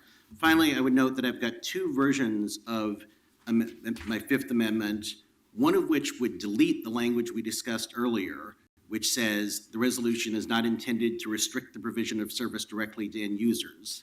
Because, again, I'm not sure that we don't, I think, in fact, we do want to restrict the provision of fossil fuels to end users, and I'm still not quite sure what this means. However, staff obviously is going to elaborate on that, so I presented two versions of this particular amendment, one of which keeps the end user's language and one of which does not.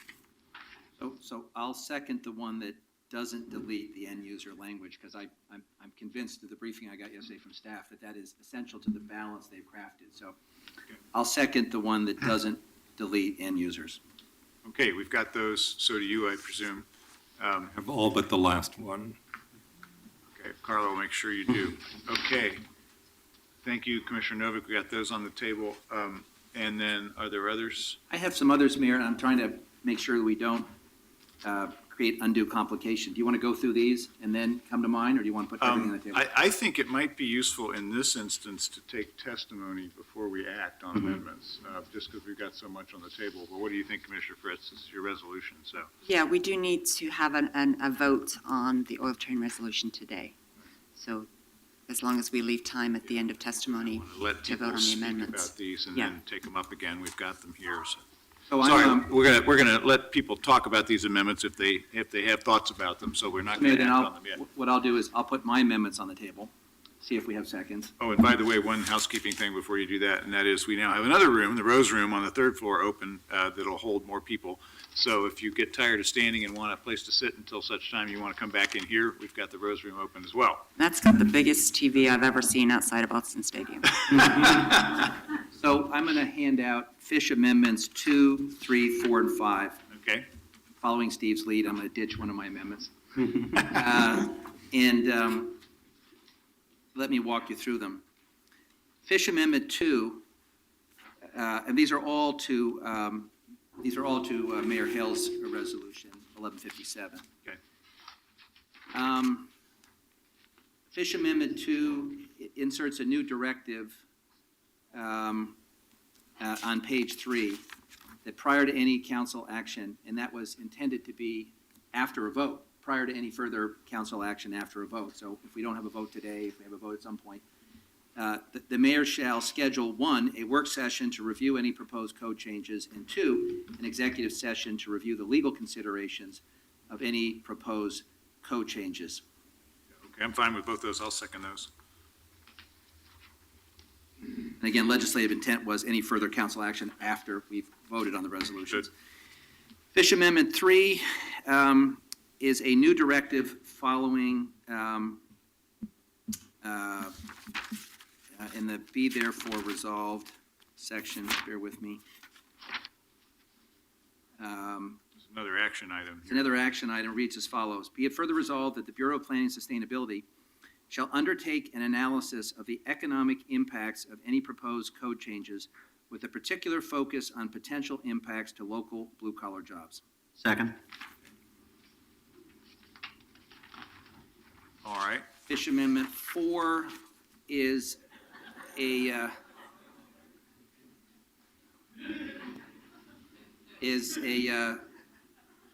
get funnier.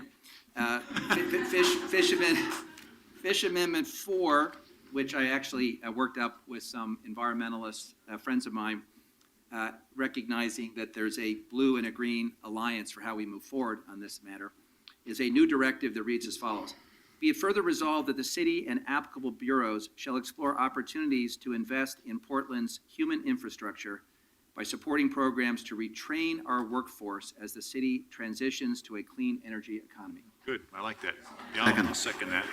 Mayor Hales seconds that. I like that idea. We get the PDC to help with that. Yeah, I thought it would be PDC, planning, and whoever else you directed.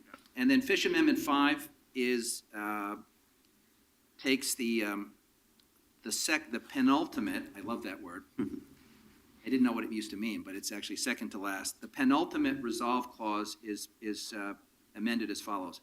Be it further resolved that the city shall consult with its tribal government partners, the state of Oregon, local governments, and other key stakeholders, including labor, business, environment, and neighborhoods in advancing this policy. Second. And that applies obviously to the whole resolution. Right? I think it was implied in the resolution, but since the only directive that you consult with anybody was to other governments, I wanted to make sure that the other stakeholders were also part of those conversations. Okay, good. All right, we got 2 packages of amendments in front of us, and everybody understands those, I think. Any reactions or questions with staff? Well, And then other questions? Question, Michael? Just want to make sure I have my hands on, I think it's your 5th Amendment, Commissioner Novick. Do you have any more of those, Carla? We'll make sure you get one. That's about the end users? Yeah. Yeah. And that's, I was going to ask you some questions about that, so that's Here we probably a good point of departure. He's got extras. All right. So given, we have over 100 people waiting to testify. So yeah, let's try to keep questions brief and then let testimony begin, so.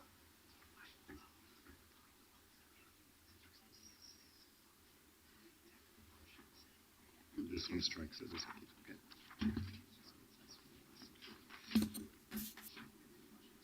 Yeah, that's what I'd like to do. Okay. We're not going to get. Figuring out logistics.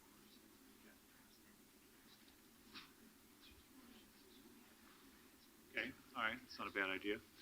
Okay, so Commissioner Fish is Oh, saying no, you were going to address he's going to Steve's hold most of amendment. his technical questions till later, but Well, I have a few, I'll do it. I think Commissioner Fritz said I had 10 minutes. I'm making it 5 now. All right? speak fast. So, Michael, first of all, thank you very much for the time you spent yesterday briefing me on this.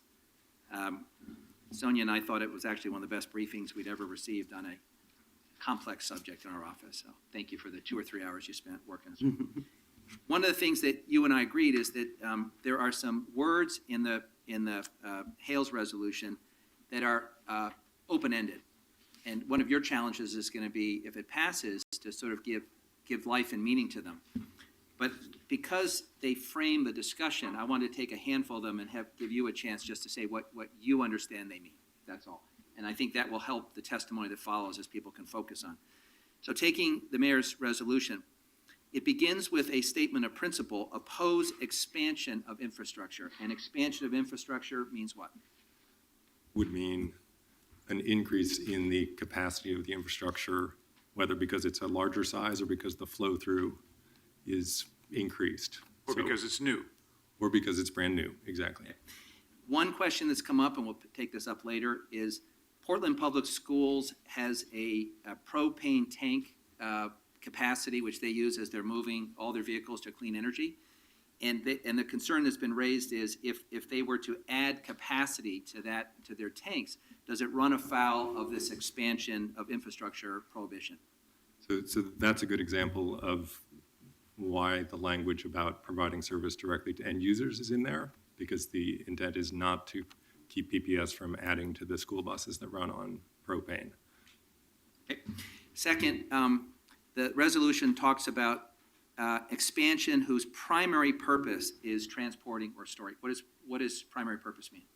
The primary purpose would be infrastructure that is designed and built specifically for transporting and storing fossil fuels. So there's a lot of ancillary infrastructure that contributes or enables storage and transport, and roads being the example I used earlier. Here's the example of I-84, that wasn't built for the primary purpose of transporting fossil fuels. Correct, and yet fossil fuels do cross it and they are driven down it. And so we're trying to acknowledge there's a lot of infrastructure that can support that, but whose primary purpose was not to transport fossil fuels. Okay, the scope of the resolution is it applies to things going through Portland or adjacent waterways.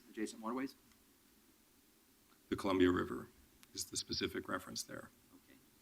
Now, the end user language, which is important to Commissioner Novik's amendment, and which you spent a lot of time walking me through, that shows up in the third from the end, be it further resolved. It says that this resolution is not intended to restrict improvements in the safety or efficiency of existing infrastructure or to restrict the provision of service directly to end users. So what do we mean by the provision of services directly to end users?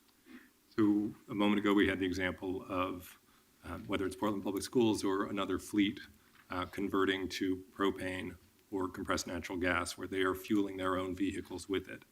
And providing service directly to end users would allow that. In the same spirit, a new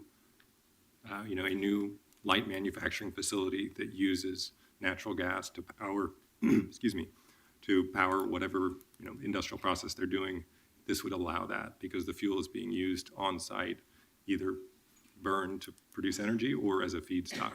So we're trying to recognize that there are circumstances where that is probably in the interest of the community. And one of the questions I asked you yesterday is that sentence is limited by the reference to safety or efficiency. So it's not intended to restrict improvements in the safety or efficiency. Commissioner Novick, as I understand it, wants to expand that. So when we come back to you after some testimony, if you could help us understand what's the impact of expanding it along the lines that Commissioner Novick has proposed. And in fairness, he has picked up some concerns we've received in correspondence that have come into the council. So I'm inclined to, particularly around resilience, support him on that, but I'd just like to know how that changes your view of end users. Couple other questions, and then I'm on a tight clock. You're almost done. Has the governor weighed in on this issue, on this resolution? Not to my knowledge. And so my last question then is, in light of the fact that the state has set low carbon fuel standards, and let's say propane, for example, is listed as a bridge fuel, how do you harmonize this proposed action with what the state has established? And are they inconsistent, or can you harmonize them?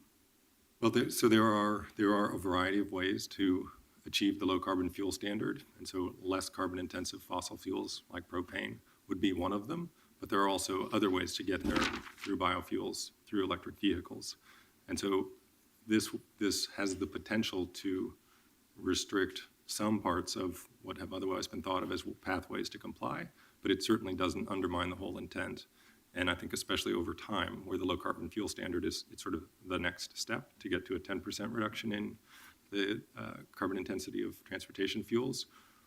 Here we're working with a goal to reduce emissions by 80%. And so in part, I think we are taking a longer term view of it, and it would require accelerating the transition to some of these much, much lower carbon fuels rather than just a little bit lower carbon fuels. I appreciate your questions, Commissioner Fish, and I guess let me elaborate a little bit on Michael's answer, and that is, I think your questions are very helpful in making sure we're clear about what the council's intent is here.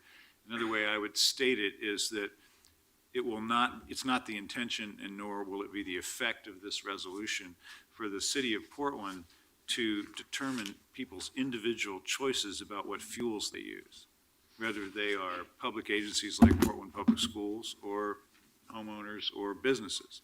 So we're not attempting to steer people's choices about what fuels they personally use. However, it's a decision about the macro question of, are we going to be part of a large-scale infrastructure that expands to move more fossil fuels around the world? That's the distinction that I would draw. So this is an important discussion, and I'm going to call a halt to you're right. just for a You're a minute good right now, timekeeper. because I have Okay. to give Commissioner Novick a chance to. One last question. You have one last question, I Commissioner. see you're eyeballing me, so we'll do one last question. And Oh, that was the last question. well, the mayor's comment prompted something.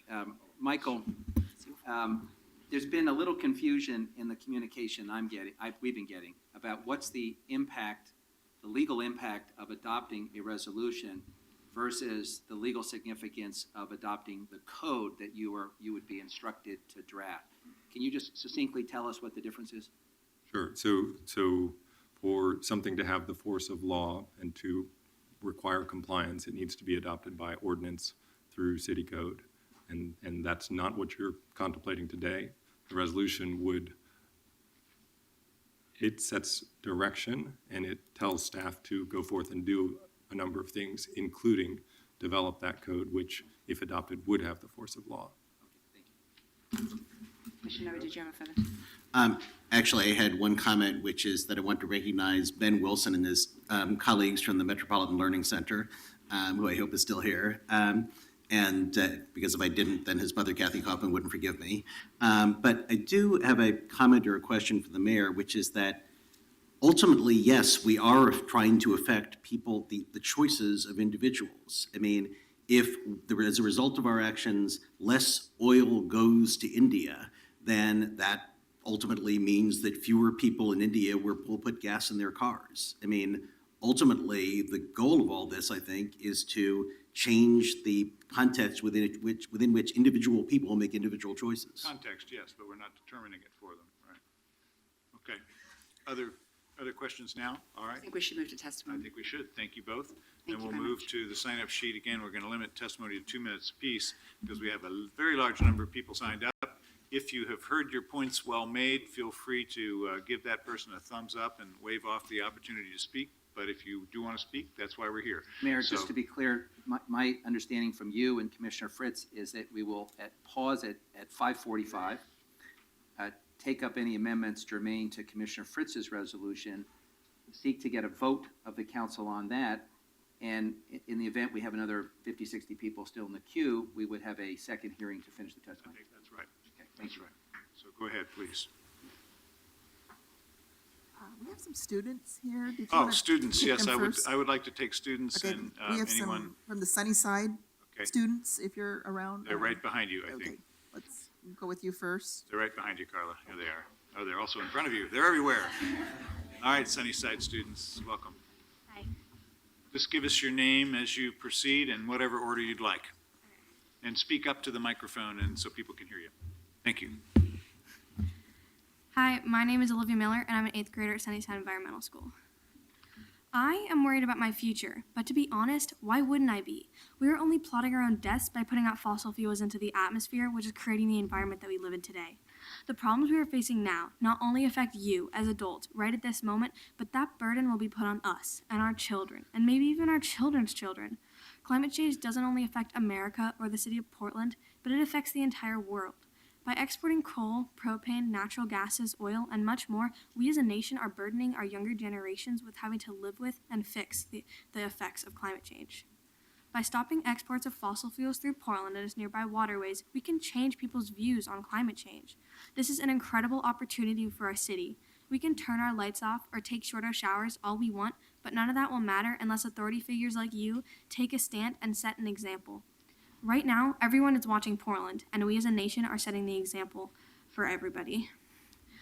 Oregon and many states around it are starting to lean towards renewable sources that can help put a dent in climate change if we spread the word.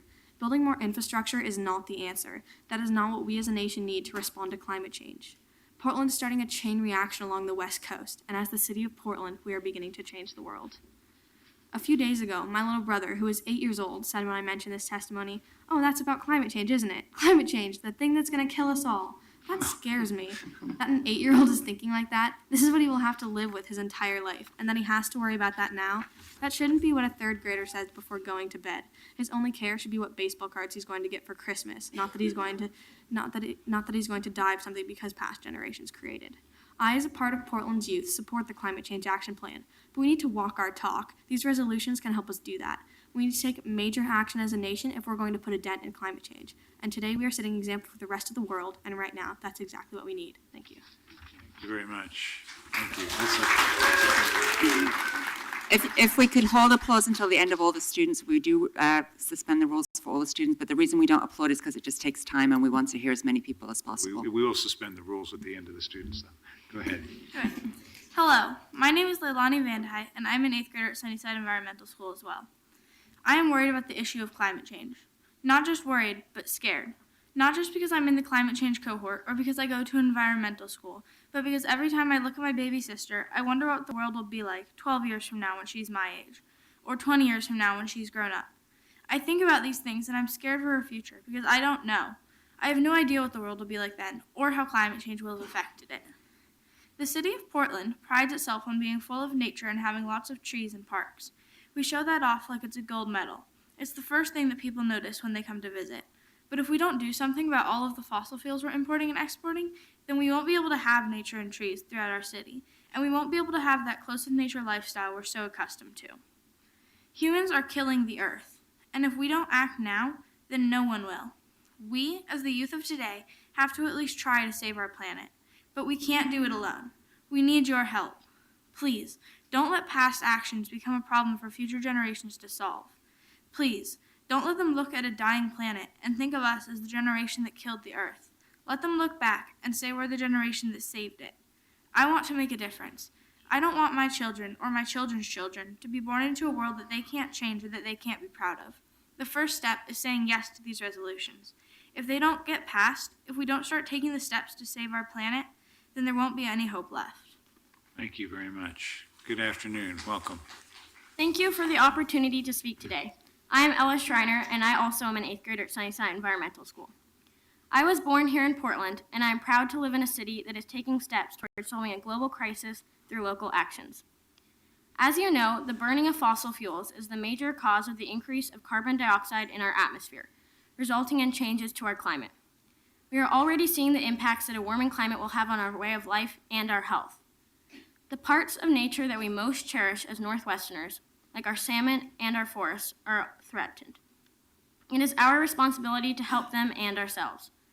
We must remember that humans are not the only ones affected by climate change, but we are the only ones that can do something about it. This resolution doesn't call for the end of fossil fuel use. This is about changing the path that we are on. It is about stopping the increase and about saying it's time to prepare for the future. Think about it. To build additional infrastructure for fossil fuels seems to run counter to the progress we have been making as an environmentally conscious city.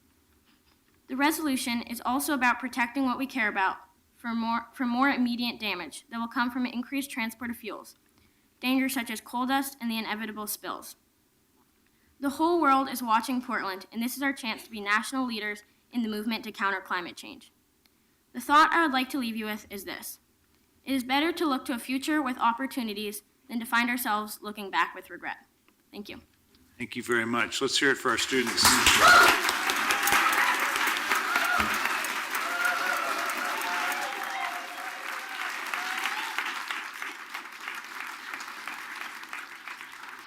I think we have some more students, is that right? Come on up. One of the best parts of being a member of the city council is when we get students here in the chamber saying thoughtful things, and that's exactly what's happening this afternoon, so we love having you here. Welcome. Who'd like to be first? Just get close to that microphone so we can all hear you. Hi, my name is Esham Reddy. Hi, my name is Marcel Edenlord. And my name is Glenn Wilson. We go to Metropolitan Learning Center in Northwest Portland. We're in 6th grade, and our teachers are Ned Haskell and Amy Odom. This year, we have been learning about the causes and effects of climate change and how fossil fuels create pollution and global warming around the world. We decided that we want to change that.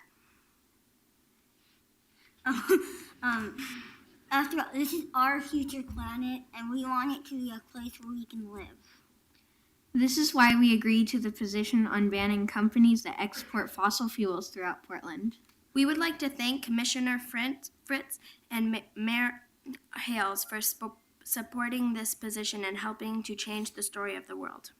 We invite the rest of the commission to agree with us and slowly help the world to be a better place. Thank you. Thank you.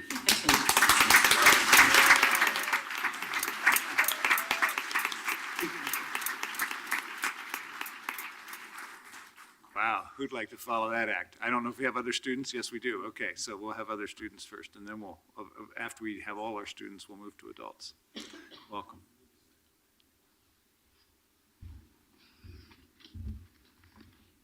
Hello, I'm Sabela. I'm Isabel Rich. And I'm Stella. We are 6th graders at the Metropolitan Learning Center. We would like to represent all of the young people who care about their futures. We are here to support stopping the development of new oil, coal, and gas facilities. We believe this new policy will keep Portland citizens safe and healthy. This is the first step to show other cities that if we don't make the changes and sacrifices that we need to make, we will never be able to grasp the opportunity to stop climate change. This is our future. We are the ones that have to fix it in a way that never has been done before. This is up to us, and we feel that all the weight is on our shoulders. Our voices should count in the fight against fossil fuels. Everyone will be put at risk with the extraction and containment of the dangerous and environmentally unsound fossil fuels. This will affect our lives, and this does matter to everyone. Commissioners Novak and Fish, we beg you to join Mayor Hales and Commissioner Fritz. Vote yes on these new resolutions and continue the fight against fossil fuels. Thank you. Thank you. Thank you. Thank you very much.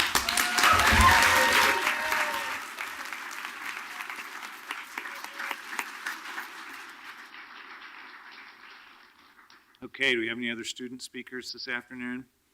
If not, you're all great. Thank you so much. Let's move to whatever adults would like to follow that. Go ahead, Carla. The first three are M. Mayo, Patricia Kohlberg, and Dr. Pat O'Hara. They'll be followed by Bob Solinger, Inga Fisher-Williams, and Mike Statton. Okay, thank you. Michael, go ahead. Good afternoon. My name is Michael Mayo. I am the secretary of the Cascadia chapter of the Pacific Green Party. And I would like to put a larger frame. I'm the first speaker today who hasn't been invited as a setup position to put the thing in your point of view. I just like to speak as a member of a public of a larger frame of reference. The Pacific Green Party is already on the case and has a state initiative already being, signatures being collected to stop infrastructure improvements and infrastructure for fossil fuels being implanted throughout the state of Oregon. So we are obviously aware of the valid parts of what's going on here. But Mayor Hales, our party already assumes that sustainability means the amount of resources that a generation receives are then handed on unchanged to their progeny. And that's what sustainability means to the Pacific Green Party and the allied Green Parties of the United States. In that case, then, we'd like to tell you, you members of the City Council and the people who are attending this meeting, you are no longer top predators. You are not at the top of a food chain. You are not a master of all you survey. If we are to take the implications of what is happening to our environment seriously, then we must learn to be just one among a whole network of cooperating actors, which includes members of all of the rest of our species and members of lower forms of life, as well as the earth itself. Michael, Thank thank you you very very much. much. Thank you. Good afternoon. Welcome. Good afternoon. Thank you for giving me this opportunity to testify. My name is Patricia Kohlberg. I'm a physician with an advanced degree in public health, and I spent a couple of decades as medical director for the Multnomah County Health Department. Most of my points I think have been made. I'm going to be very brief and summarize. There is the risk of catastrophic derailments and explosions. We saw those slides. And these derailments are occur a lot more than I think the industry wants to let on. There's the rail traffic-related air pollution that increases the risk of a whole host of disorders. There are the slow-moving trains that create blockages and lead to problems with traffic, but also holding up emergency vehicles. There's the noise and vibration, and I know that that is not an issue when you got one or two trains coming through, but when you got 20 a day, that can be create a lot of urban stress. There are the storage tanks that can explode. There's the oil spillage. There's the negative impacts on environment and public health. And that brings me to a point that I think no one has made yet, which is that these rail routes and storage facilities tend to be located in communities of the working poor and people of color, those with the least resources to fight back against this degradation of their community safety and livability. I believe this is also an environmental justice issue. Lastly, I don't think Portland should be contributing in any way to global climate change and by supporting the fossil fuel industry. Thank you. Thank you. Welcome. Thank you for this opportunity to speak and to support both these measures. My name is Dr. Patrick O'Haron. I'm a resident of North Portland, a board-certified emergency general surgeon, and board president of Oregon Physicians for Social Responsibility, where I focus on the health impacts of climate change. Portland has a great opportunity today to protect the health of its citizens by preventing further oil by rail traffic and blocking the building of new fossil fuel infrastructure. Inherent to the fossil fuel economy is the existence of sacrifice zones. Sacrifice zones surround all fossil fuels at extraction, transportation, storage, and burning. They include our bodies, our air, our land, our communities. In Lac Mégantic, Quebec, an oil train explosion killed 47, leveled the whole town, instantly creating a sacrifice zone. Climate change raises the stakes to an entirely different plane by extending the fossil fuel sacrifice zone to include the entire earth and all people. How serious is climate change? Perhaps the title of a talk delivered by geophysicist Dr. Brad Warner at a meeting of the American Geophysical Union, which is a venerable and fairly stodgy organization, gives some clue. His talk was titled, and please pardon the language, I'm quoting here, "Is Earth Fucked?" His answer was not short or simple, but basically his answer was yes, it is, and we are too. That is, unless we make radical changes, like rapidly getting completely off fossil fuels. In order to prevent turning our entire world community into a sacrifice zone, we have to reject the model that accepts sacrifice zones as a cost of doing business, and affirm that the very idea of sacrifice zones is morally reprehensible. Our actions have to show that everyone matters, that we love and care for each other, and what we value most is happiness, health, and well-being. We have a chance today to not just talk about building a better world, but take active steps. Rather than ponder just how F the earth may be, I prefer to ask a different question. What can we do about it? And the answer is a lot. To me, not fighting to protect the livable climate means relegating all of the people and places I love, my family, my friends, my neighbors, this beautiful city and region, the entire natural world, to a sacrifice zone of climate devastation. And I love them too much to accept that. I hope that you do too. Thank you for your testimony. Thank you very much. Thanks. Next, please. Are Bob Solinger, Inga Fisher-Williams, and Mike Stanton, and they will be followed by, I believe it's Cheryl Lou Bajan, Katie Brent, and Juliana. Good afternoon. Good afternoon, Mayor Hales and members of the City Council. My name is Bob Solinger, and I'm here representing the Audubon Society of Portland and our 16,000 members in the Portland metro region. First, we want to thank Mayor Hales and Commissioner Fritz for your strong leadership on this issue. Audubon strongly supports both resolutions. I've worked in this building for over 20 years, and we've done a lot of important things for the environment, but there are very few things that you can truly say are historic. This is one of those times. This is historic. I've heard some people suggest that we can't make a difference, that you can't fix global problems with local actions. Any activist knows that the only way you can catalyze global change is starting with local action. Any activist also knows that whenever they tell you that you can't make a difference, they're really not that concerned about you, that you won't make a difference. They're concerned that you will make a difference. This decision will reverberate across the country, across the globe. It already is. Some people ask, what kind of message it sends to the local business community? I say it sends a clear and important message. It tells the community that Portland is not hitching its economic wagon to the very industries we should be driving toward obsolescence. That we want businesses in Portland that are safe and sustainable. That we are more concerned about the health of our communities than the wealth of distant shareholders. And we support Commissioner Fish's suggestion that we need to start transitioning our workforce to a new economy. We need to stop looking backwards. We need to start looking forwards. You'll also probably hear that we need more information. I'll submit to you that we already have all the information we need. We know that you cannot make fossil fuel transportation safe. We know that you can't make these facilities safe. We know that we already have an incredible liability along our river that we need to deal with, and we shouldn't be adding to that. We know that fossil fuel economies are not sustainable, and we know this infrastructure will last for half a century or more. We'd be perpetuating the very industries that we want to drive to obsolescence.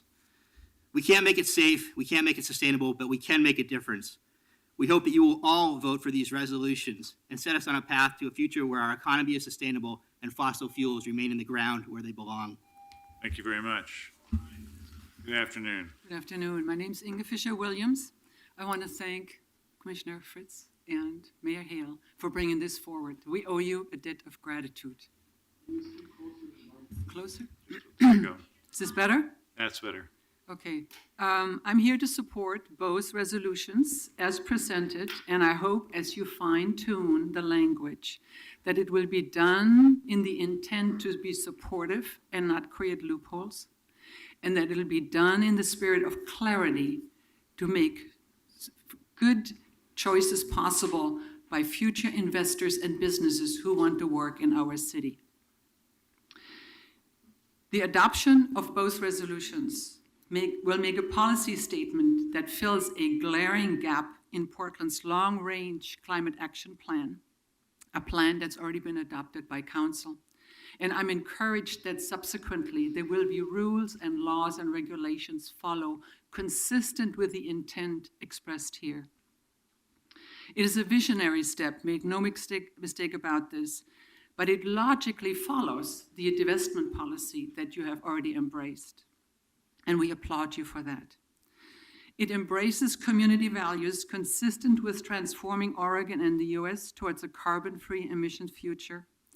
It will bring us closer to achieving our state's emission goals, which are in jeopardy, as we heard this week. It follows the proud tradition of Oregon as a leader in land use planning, the Bottle Bill, and sensible, people-centered government. I'm urging your yes vote in the hope that the Council's consensus decision will reflect the growing global urgency to limit carbon emissions. Your step here is consistent with the urgency of transforming our economy and the much-needed tasks to build a renewable energy future. You can lead the way by allowing a framework to evolve, and we know there will be fine-tuning and adjustments possible. The task ahead of us is very large. Thank you. Thank you very much. Thank you. The next three are Cheryl Lou Bajan, Katie Brent, and Juliana. And they'll be followed by Alice Shapiro, Adriana Voss Onriel, and Tadine Roos. Good afternoon. Just get nice and close to that microphone, and you can actually slide that whole big box closer to you if you need to. Okay. Whoever would like to be first. Honorable Mayor, City Commissioners, my name is Sherry Lou, and I'm a volunteer with 350 PDX and a student at PCC Cascade. I was born and raised in the Philippines, and I have been living in the U.S. in Portland for a year now. I am here to give voice to the people from the Philippines and to other developing countries around the world who are in severe distress and danger due to global warming and who do not have any say in the policies of the developed world that are causing our suffering. My own country is suffering increasingly from climate change. For us mainly, a severe worsening of typhoons resulting in thousands of deaths and enormous damage, especially in the past few years. Until 2010, we never had super typhoons in Mindanao, my island. But since then, there have been 3 super typhoons in our area, the Washi, Bupha, and Haiyan, with 10,000 deaths and billions of dollars in damages. I survived such a horror in Cagayan de Oro in 2011 when Washi hit in the middle of the night and killed more than 2,000 people in the district right next to mine. The fear, pain, and suffering is indescribable. We had never before had such disasters in our area, and there is no doubt that it is because of climate change. This is why I am here speaking to you today. Portland is in a key position to help lead the change to protect people here and everywhere from devastating and consequences of fossil fuels and lead the way for others to do the same. I want to thank you, Mayor Hales and Commissioner Fritz, for bringing this resolution to City Council. I call on the rest of the commissioners with all urgency. Vote yes to both of this resolution. Do what is just and necessary for Portland and the world. Thank you. Thank you. Hello, my name is Juliana and I'm 13 years old. I'm here because I am deeply concerned about my own future and that of my whole generation and all future generations. If we don't act now, we'll miss our last chance to preserve a livable planet. I feel as if my future is an unnecessary dark cloud. All it would take for it to be lifted would be for our elected leaders to listen and lead. The City Council has the choice now to stop all new fossil fuel projects in Portland. All the time, I see scary and dangerous looking coal, oil, and gas trains rolling right through the middle of our city, in the middle of our neighborhoods. And I wonder, why are our elected leaders letting this happen? Maybe the adults should let us youth help you make these decisions, because they seem so obvious. Keep us healthy and safe by doing everything in your power to stop these dangerous and polluting fossil fuels from coming to our city. This will also influence other cities across the country and world to do the same. If you care at all about your children or grandchildren, vote for these resolutions today. Thank you. Welcome. Hello, my name is Katie Barrett. I represent Portland Rising Tide and the Climate Action Coalition. In a few weeks, leaders from around the world will gather in Paris for the 21st round of climate negotiations.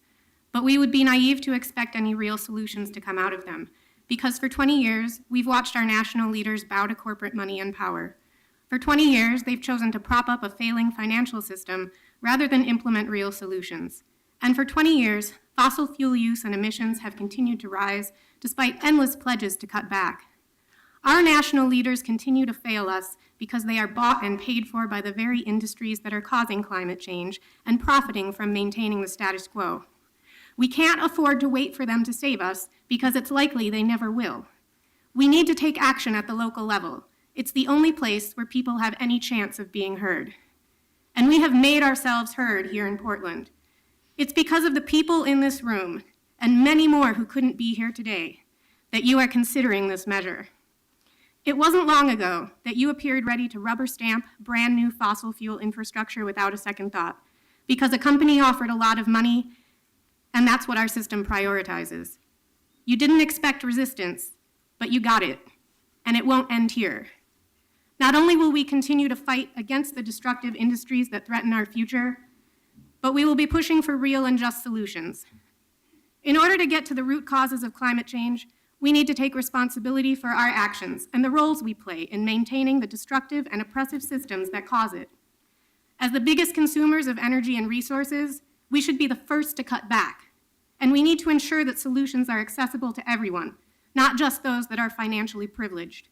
It's time to begin a just transition away from fossil fuels and towards a sustainable and equitable future. Thank you very much.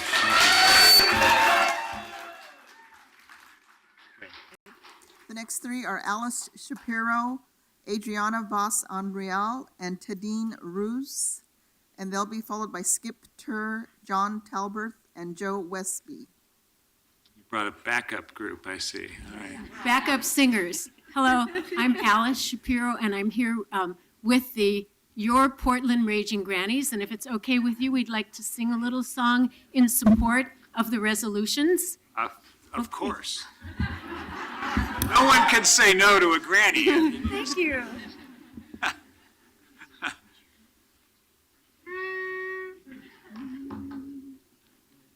Oh, give us a home where oil trains can't roam, and we're safe from explosions and fire, where children can play and the birds and fish stay free from harm. That's our simple desire.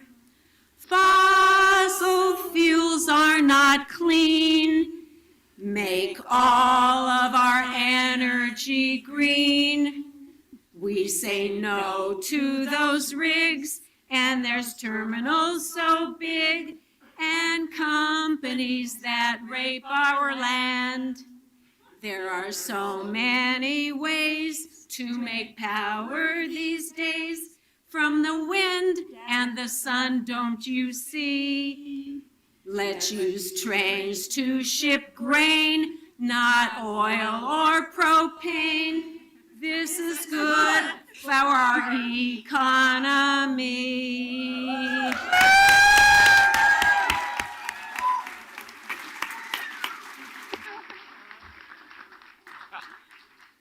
Wow. Even harder than the students to Yeah, top, I right? know, and that's which is harder to follow. What's next? Okay, thank you. Thank you very much. Good afternoon. My name is Tadine Roos, and I live in Vancouver, near the edge of the bomb train blast zone and across from the tank farm sited on non-reinforced soil across the river. As a girl, I learned much about the revered U.S. Constitution, the balance of powers, the we the people, pursuit of happiness language, and I believed it all for a good half century, until I read Howard Zinn's People History, and I learned about the struggles of the vast majority who were not included in the we the people. Our governing document was written by and for the 1% of that day to protect and enhance their assets. Then I read Charles Beard's An Economic Interpretation of the U.S. Constitution, first published in 1913. The dots really began to connect. The governing system worked very well for the 1% of 1787, and it has worked very well for the 1% for the next 240 years, and still protects and enhances the assets of today's 1%. We, the disenfranchised majority, are not only denied education, medical care, housing, and unadulterated food, but today we are denied breathable air, clean water, and even the physical safety of our bodies. Our living planet is being sacrificed to corporate profit. I urge you, Portland City Council members, to vote in the direction of an updated code ordinance to prohibit projects to create or expand infrastructure or store or transport fossil fuels. This is probably unconstitutional, but do it anyway. This is an opportunity to do what government should do: protect the citizens and promote their welfare. On Cascadia.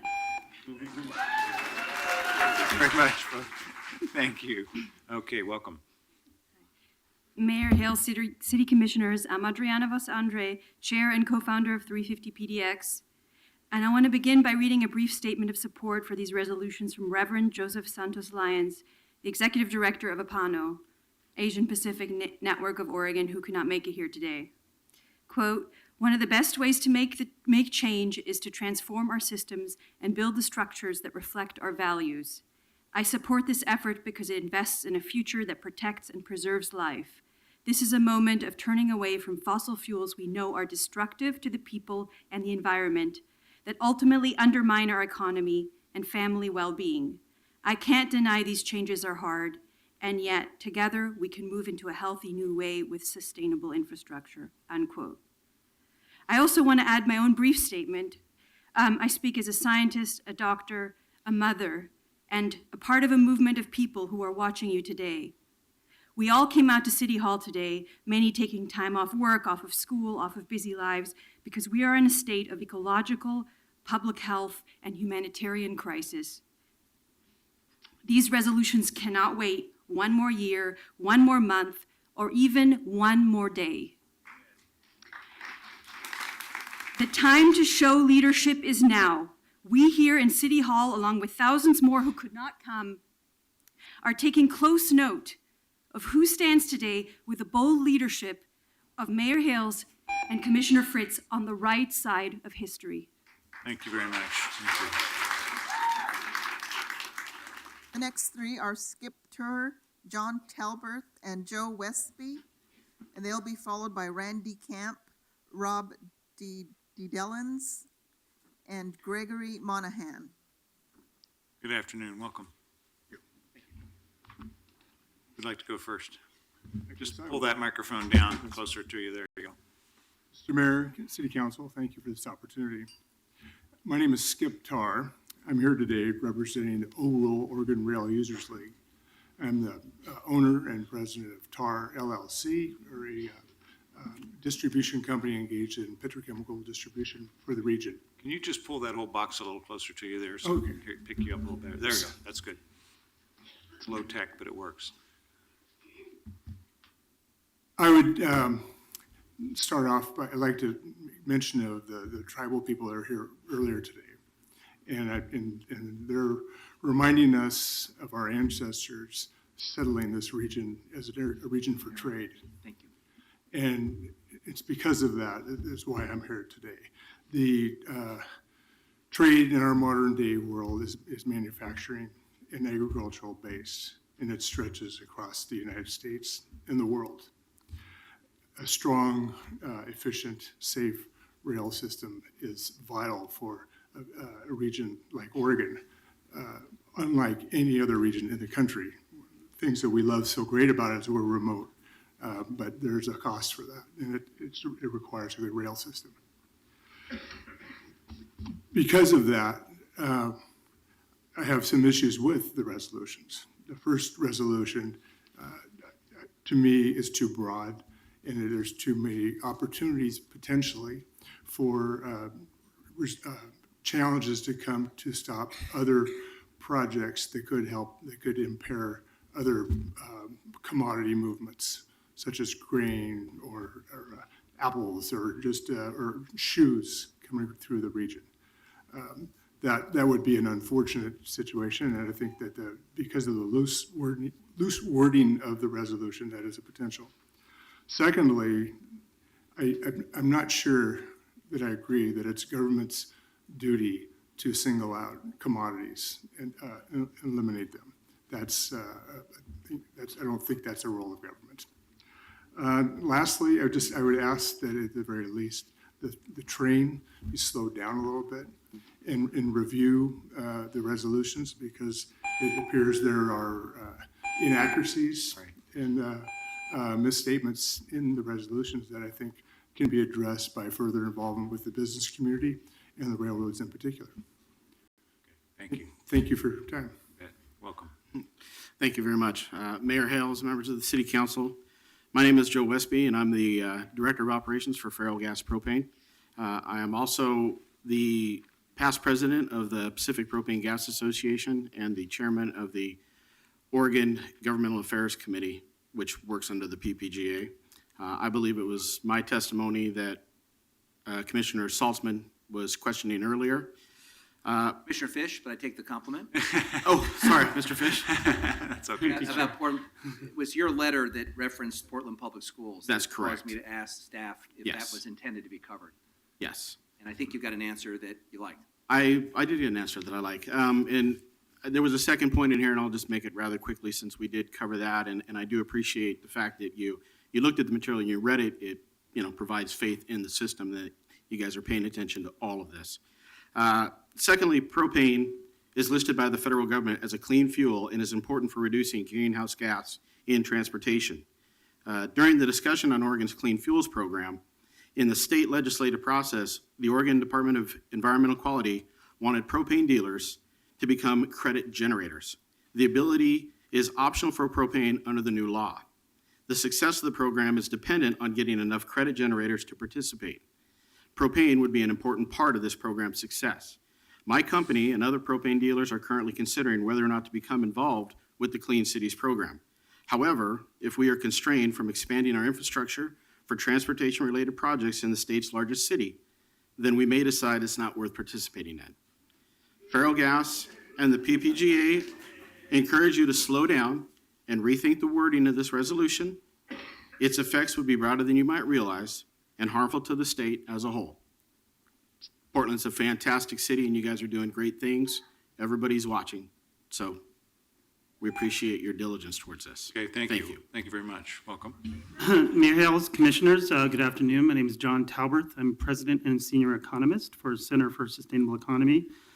In addition to implementing what appears to be the will of the people by a large margin, passing these resolutions also makes good economic sense. And let me give you just three quick reasons. Number one is the public financial liability issue. As we transition away from fossil fuels, the vast majority of fossil fuel infrastructure will become obsolete brownfields that need to be dismantled and cleaned up to free up that land for other beneficial uses. Now, it's something, I think this is, labor would support this as part of a just transition. But experience has shown that without bonding and other financial assurance mechanisms in place to guarantee that corporations and not the people pony up the funds needed to do this, cities like Portland will inevitably have to foot the bill, or a large part of it. So as more infrastructure is built, this potential liability rises as well. Add to this the chronic underinsurance and financial and economic risks associated with accidents, spills, and explosions. It's clear that new fossil fuel infrastructure has become a very risky proposition. Number two, the cost of meeting the climate action plan. Portland's status as a climate action champion hinges upon successful implementation of its CAP, but routine approval of new fossil fuel infrastructure subverts the CAP goals and makes it significantly more expensive to achieve. For example, by facilitating expansion of automobile-dependent communities throughout metro and growth in transportation sector emissions, which, as you know, is the weak link in Portland's CAP.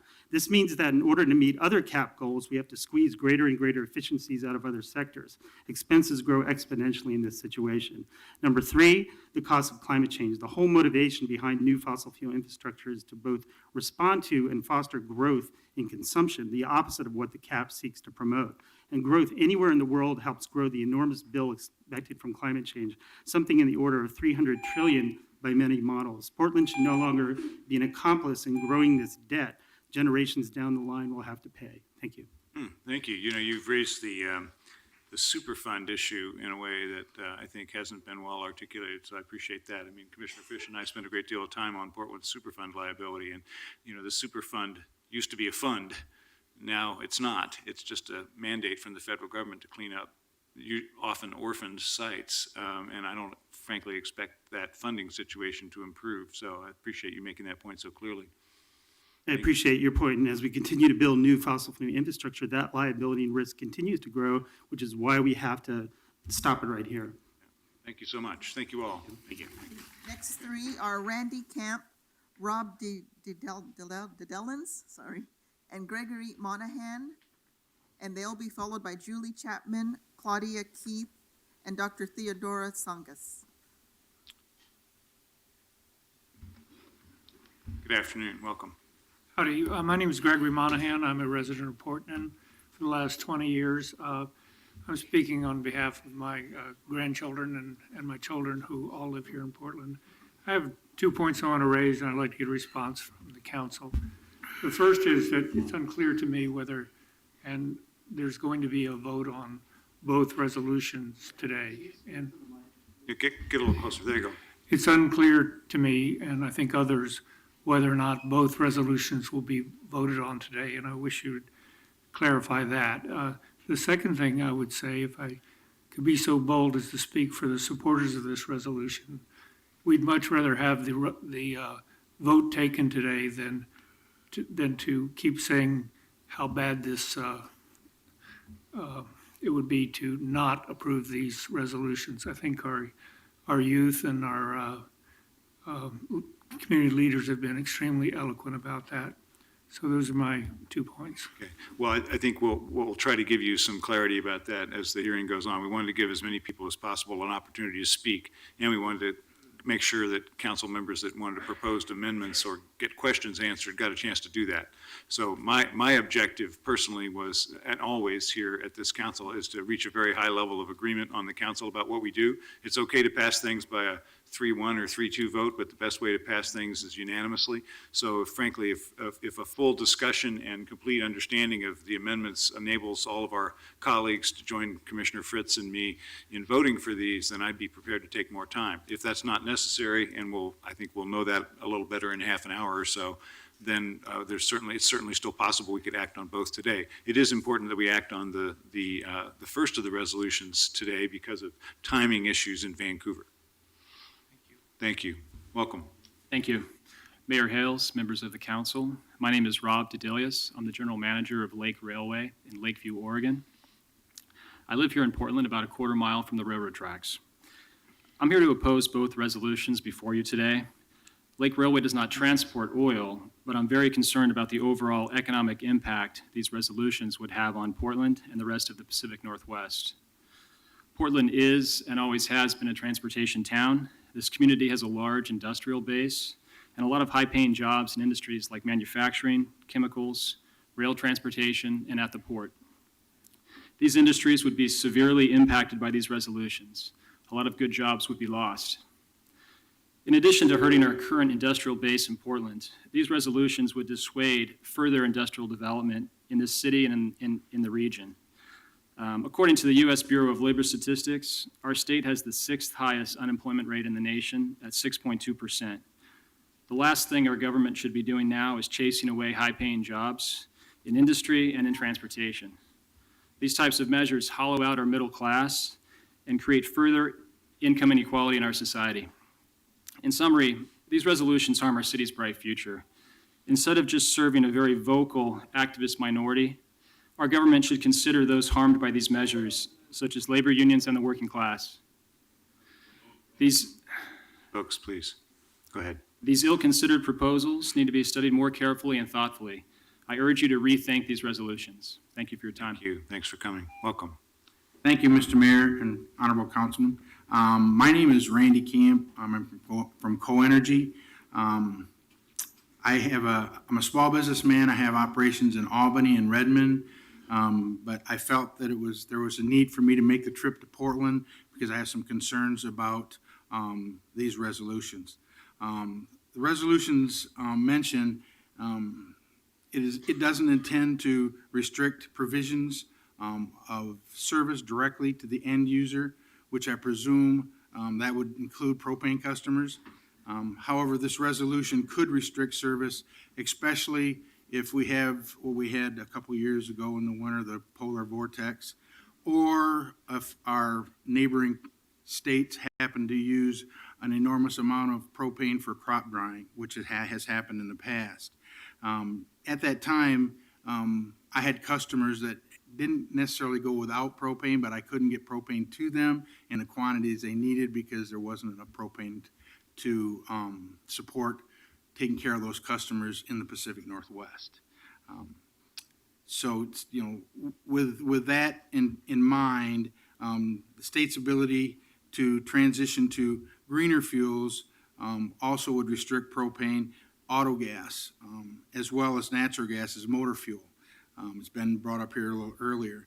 Propane is a huge part of this country's move away from foreign oil by reducing the amount of gasoline and diesel used in this country through switching to their fleets to propane or natural gas, which is much better for our environment and our economy. I oppose the resolution 1157. Please vote no for this resolution. It casts a cloud over Portland's economic future, and many unintended consequences could be affected, not only in the state, but in the region. Thank you. Thank you. Thanks for coming. Hey, welcome. Appreciate you coming in. Okay, let's hear from the next three folks, please. Are Julie Chapman, Claudia Keith, and Dr. Theodora Songus, and they'll be followed by Chris Fontaine, Dawn Steinke, and Alana Steinke. For those who are standing in the lower chamber, there are now seats upstairs if you're interested in going up there.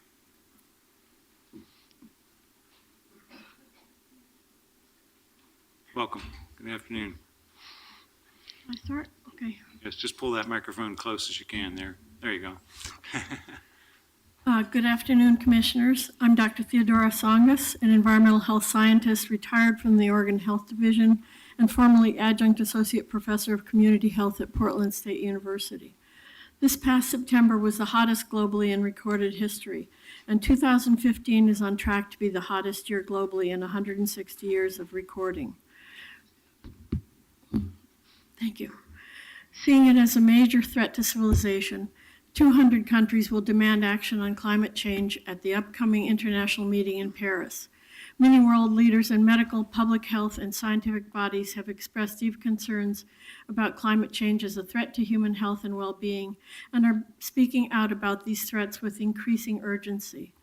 I've testified before the city's Bureau of Planning and Sustainability on the many hazards to health and safety of propane terminals, and I've supported and congratulated you on the Climate Action Plan. In addition to noting the many climate-changing impacts of the fossil fuel industry, public health professionals have demonstrated that diesel emissions from trains, ships, and supporting infrastructure contribute significantly to the adverse health impacts of air pollution, including asthma, heart and lung disease, cancer, and developmental disorders. Today, the City of Portland can take the national lead on climate policy and protect the health and safety of its residents.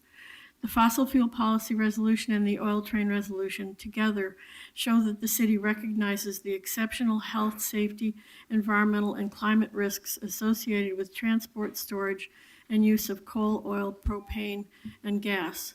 Responsible climate leadership means that there is simply no place for new fossil fuel infrastructure that will lock in decades of dangerous pollution. There is a better way. I'm pleased that Mayor Hales and Commissioner Fritz have sponsored these policies, and I wholeheartedly support passage by the full City Council of the Fossil Fuel Policy Resolution and the Oil Train Resolution. Please vote yes for all of us. Thank you. Thank you. Thank you very much. Good afternoon. Hi, I'm Julie Chapman, representing the League of Women Voters of Portland. The League urges the Council's support of Resolutions 1156 and 1157. Any major increase in fossil fuel industry infrastructure is not consistent with the current League of Women Voters' natural resources and climate change positions, nor with Portland's climate action plan. Both of the proposed resolutions recognize the implications of shipping fossil fuels within the U.S. and for export to foreign ports. The methods of transport and storage are dangerous to public health and safety, and the remote use of fossil fuels has global and local climate effects. For example, a large body of research confirms a significant transfer of atmospheric pollutants from Asia to U.S., and specifically to the Pacific Northwest. Asian pollution accounts for about 20% of the total ozone pollution in the spring in the western states. In a widely cited study from 2014, the authors demonstrate how air pollution in the U.S. is affected by China's production of goods for the American market. Pollution emitted elsewhere does not drift off harmlessly into space, as we know. In order to stay true to Portland's climate action plan, we must take into account the effects of these business decisions. We can ride our bikes to work in the rain, we can use TriMet instead of driving, but unless we adopt a global view of the impact of our local policies have on carbon emissions, we risk fiddling around while Rome burns. We might be designing solar-powered robots in our LEED certified workshops, while weather patterns become increasingly extreme and the oceans no longer support the life forms necessary to marine food webs. The League wholeheartedly supports the proposed resolutions, and we hope you all do as well. Thank you. Thank you very much. Welcome. My name is Claudia Keith. I represent the League of Women Voters, Oregon. Given a number of testimonies that the League of Women Voters Oregon gave in Salem this last session, we are in total agreement with the testimony supporting both resolutions. Thank you. Thank you. Thanks for coming. Okay, let's hear for the next three folks, Are please. Chris Fontaine, Dawn Steinke, and Alana Steinke, and they'll be followed by Linda Garcia, Timmy Hessler, and Andy Magg. Good afternoon. Welcome. Thank you. Good afternoon. I would like to preface my remarks by saying that these remarks have been submitted by Alistair and Janice Roxburgh, Hayden Island residents who are in support of agenda items 1156 and 1157. Professor Roxburgh is an EE professor, chief systems engineering architect in applied science and discrete math. And he is also one of the founding members of the Northwest Citizen Science Initiatives and author of a two-part 120-page white paper illuminating the risks of the proposed Pembina propane terminal. Professor Roxburgh's comments have been edited to fit into the testimony time allowed. To Mayor Hales and Commissioner Fritz, a heartfelt thank you for your wise leadership in opposing the building of new fossil fuel infrastructure in Portland. The predicted devastating Cascadia subduction zone megathrust quake of magnitude 9.0 plus is, according to geological history, an absolute inevitability. The construction of any new transport and storage facilities in the earthquake liquefaction zones along Portland's rivers would add to the already dangerous and explosive situation presented by Portland's existing fossil fuel tank farms, especially on the Willamette. These tank farms are built on water-saturated riverside alluvial fill, subject to an extreme seismic liquefaction threat. The mind boggles at the prospect of the Willamette tank farm, let alone an even bigger future version of it, in post-earthquake disarray, burning and exploding. Few tanks, even new ones, can be expected to survive. Given that the seismic liquefaction threat in Portland is arguably the worst in the Cascadian subduction zone, Portland is not a place to expand fossil fuel infrastructure, whether on the Willamette, or at Terminal 6, or across the Columbia River in Vancouver. The coastal areas of Oregon, such as Coos Bays, are no better due to extreme subsidence and tsunami risk. To survive the multiple challenges of climate change and earthquakes, Portland should say no to oil trains and new fossil fuel transport and storage infrastructure. Portland needs to build new business infrastructure that trades in commodities other than highly explosive fossil fuels and on increasing renewable energy, not combustible fossil fuel expansion. Thank you very much. Welcome. Good afternoon. Hello, thank you. I'm Don Steinke. I'm a retired science teacher from Vancouver. I'd like to begin by thanking you for keeping exploding propane trains out of Spokane, Camas, and Vancouver. There have been at least 14 oil train fires in the last 2.5 years and 10 exploded. The FRA says the only way to prevent the fireballs is to slow the trains to 12 miles an hour. On March 10 of 2014, the Seattle City Council passed a resolution opposing new oil terminals until the tank cars could be proven safe. A few months later, the Vancouver City Council passed a resolution opposing all oil terminals, period. Then the city of South Portland, Maine, voted to prohibit a crude by rail facility at its port. Yes, life is full of risks, but we have a right to choose which risks we accept and which we don't. Yes, we came in gasoline-powered cars, but our cars use half the gasoline as our previous cars, and our next cars will use far less. Norway plans to ban any new car that requires gasoline by 2025. We don't need to grow the oil industry. The Gorge Commission, the tribes, the firefighters of Vancouver are opposed to oil terminals. So are 30 cities, including Spokane, Stevenson, Washougal, Hood River, the Dalles, and Mosier. 2 months ago, by a vote of 15-0, the Los Angeles City Council passed a resolution opposing an oil terminal that would bring only 5 oil trains per week through their city. The Oregonian ignores the risks, but you don't need to. I urge you to join South Portland, Maine, Los Angeles, Vancouver, and 30 other local cities throughout in opposing the fossil fuel infrastructure. Thank you. Thank you. Welcome. My name is Alona Steinke. I'm a retired RN and one of your neighbors from Vancouver. I was born and raised in Portland and graduated from the Good Samaritan Hospital School of Nursing. It was that long ago. You've already heard so many good reasons to approve the resolutions before you. The unsafe cars, derailments, spills, fires, and explosions. The poisoning of our air by the increasing amount of diesel emissions, which results in higher rates of cancer, heart attack, stroke, and asthma. There are the issues of overcrowded rails and big oil's callous disregard for the safety and well-being of their workers. This is not just a Portland issue. The health and welfare of all the communities along the rail route are at stake. Please join the following who have also passed resolutions of concern and opposition to oil trains and terminals. The City Councils of Westport, Ocean Shores, Hoquiam, Aberdeen, Montesano, Elma, Bainbridge Island, Edmonds, the Quinault Nation, the Port of Olympia, and the Columbia Waterfront LLC, and 14 neighborhood associations and 101 Vancouver businesses. Last night, Vancouver again spoke up against the oil terminal by electing Eric LeBrant to the Vancouver Port Commission. Portland and Vancouver share the same air and the same great river. Did you know that our beautiful Columbia River has been designated the second most endangered river in the nation? Our air is being poisoned and our cities are in danger of failing to meet air quality standards.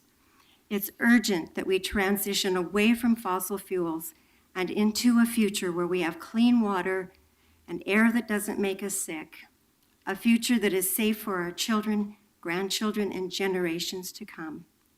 I urge you to pass these resolutions. Thank you very much. Thanks for coming. May I leave these with? Yes, please. Just leave it with Carla and make sure we get copies. Thank you. The next 3 are Linda Garcia, Timmy Hessler, and Andy Mag, and they will be followed by Patricia Bellamy, Kelly O'Hanley, and Kristen Sharan.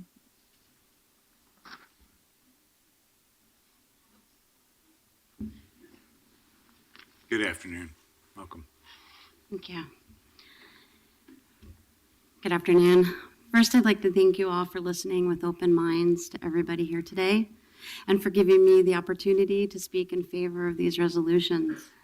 I know you've heard a lot of statistics today from many large organizations and businesses, but I'm here to speak about community. Oh, just give us your name again, please. Linda Garcia. Thank you, Linda. Commissioner Fish, you mentioned earlier the need for a study on livability. I'd like to address that as a resident of Fruit Valley, the closest neighborhood to the proposed oil terminal in Vancouver, Washington. Fruit Valley is an amazing place filled with people who care, who want the best life for their families and for their neighbors.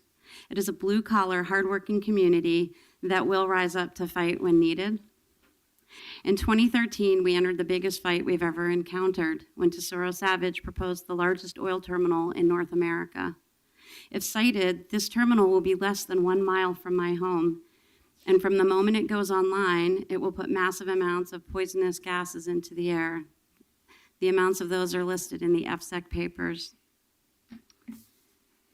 Every minute, every day, from the second that it starts up, this is what we're facing. I've said it before, and I will keep saying it until people start listening and people start hearing. There is no invisible wall around Fruit Valley or Vancouver for that matter. What is emitted from that terminal will permeate the air within neighborhoods and communities throughout the Vancouver and Portland region. We don't want to knowingly endanger our families, our children, or our neighbors. And I'm sure I speak for so many when I say we have expectations for those who represent us to protect us, our livability, and our futures. Mayor Hales, you stated earlier today, the world is at a turning point and we have a chance to make a difference. I appreciate you stating that. I encourage all of you to consider it and listen to those who are speaking here today. Please approve these resolutions. Thank you. Thank you. Welcome. Good afternoon, Mayor and Commissioners. My name is Dr. Tim Helzer. I'm a resident of Portland, professor of quantitative and qualitative research methods, and a co-founder of Northwest Citizen Science Initiative. Northwest Citizen Science Initiative is a Portland-based association of civic leaders, scientists, engineers, environmental researchers using valid and reliable scientific methods to study and report on serious challenges to our systems of livability and sustainability across the Pacific Northwest. Here's the problem, as you well know. Since 2013, fossil fuel train disasters in North America have increased, and Portland, Vancouver has been playing, as we've heard numerous times today, Russian roulette with the rail transporters and manufacturers, testing agencies, and congressional oversight committees. Hundreds of fossil fuel rail car wrecks with major incidents across Canada and the United States. Portland and Vancouver may be next. Date to be determined. Portland has become a beta site, a testing site for the industry. The causes? National Transportation Safety Board reports serious design flaws in all rail tank cars, including DOT 111, DOT 112J, and DOT 117. The couples don't work very well. They've tried to make some fixes. Those fixes have forced those couplers to snap off and become rams to these container cars. We have a manufacturer here in Gunderson who's building some of those tank cars. I'm not accusing them of anything. I'm grateful for their jobs and the things that they contribute to our society. But you need to be proactive in what they're doing and take a look at improving what they're doing. And I think a beginning first step is passing these two resolutions. Thank you. Thank you. Thanks very much. Good afternoon. Mayor Hales, Commissioners, my name's Andy Magi. I'm the director of the Sierra Club here in Oregon, and I'm proud to be representing our thousands of members that reside here in the city and our volunteers. Thank you all for having us here this afternoon and evening. to discuss what is a critically important issue to our community, neighborhoods, and region. I also want to take this moment to thank all the volunteers and organizations who've made this possible. Groups like 350 PDX, Columbia River Keepers, Physicians for Social Responsibility, the Audubon Society, Climate Action Coalition, and our tribal partners and businesses.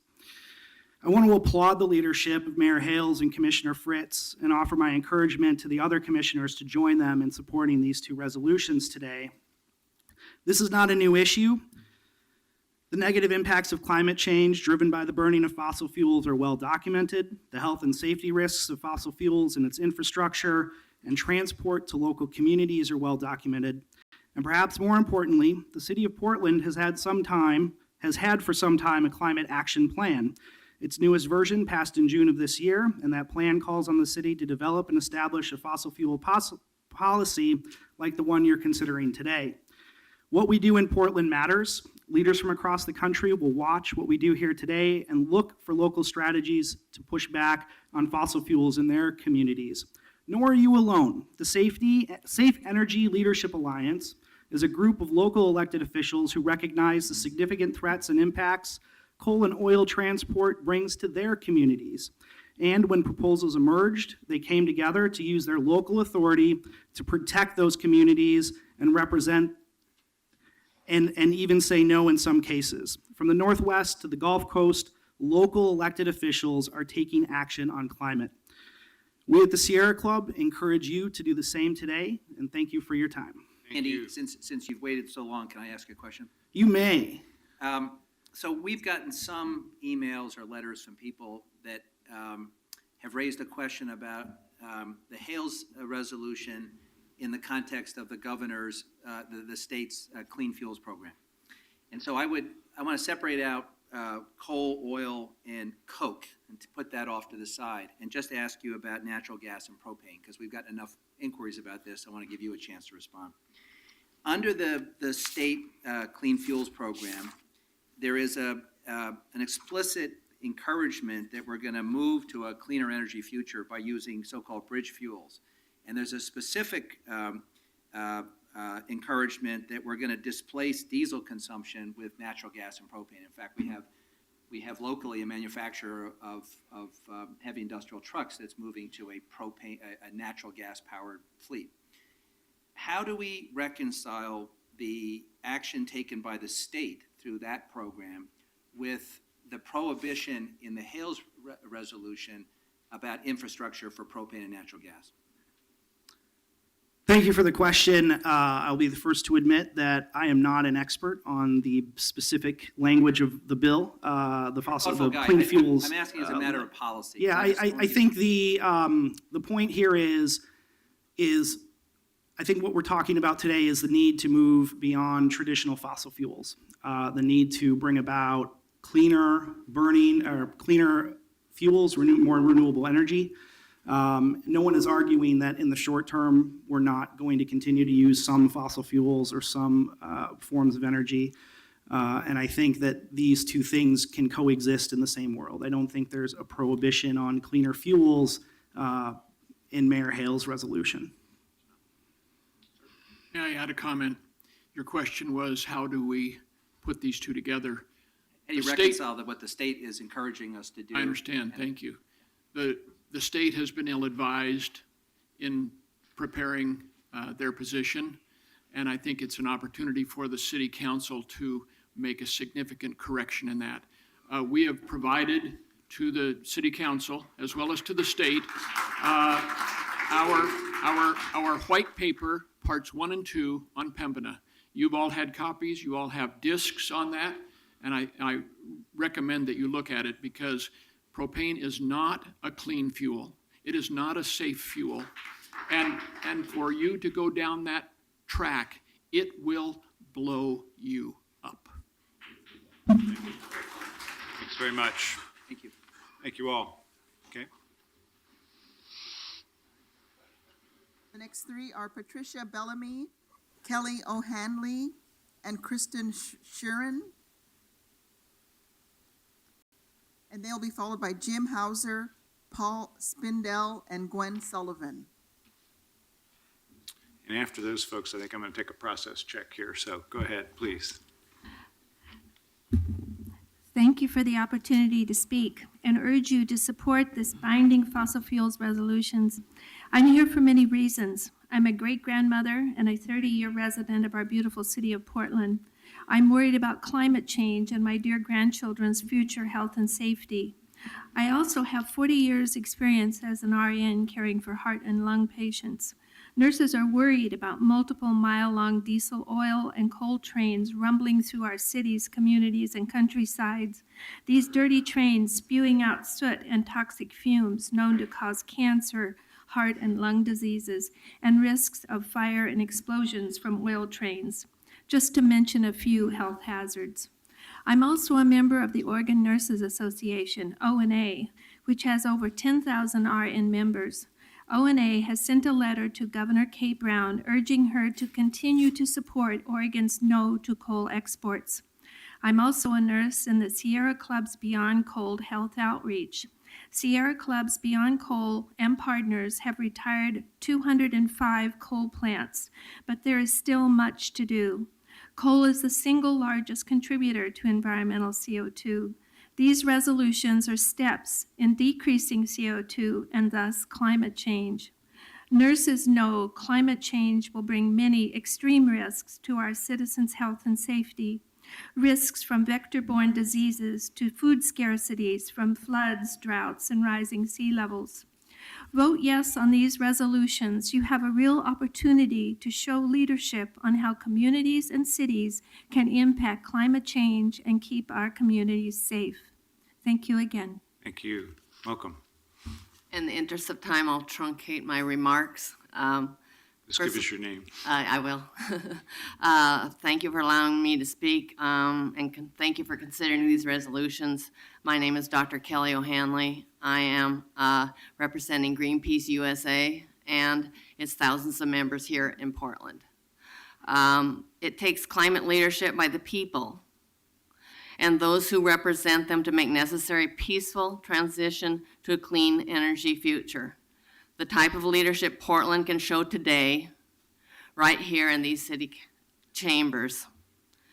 At a time when Oregon and the Pacific Northwest are under assault by fossil fuel industry, currently facing 27 or 28 proposed projects that would power climate chaos, the City of Roses can be that beacon of light, setting an important example for other cities, while joining in solidarity with those who have already taken climate actions.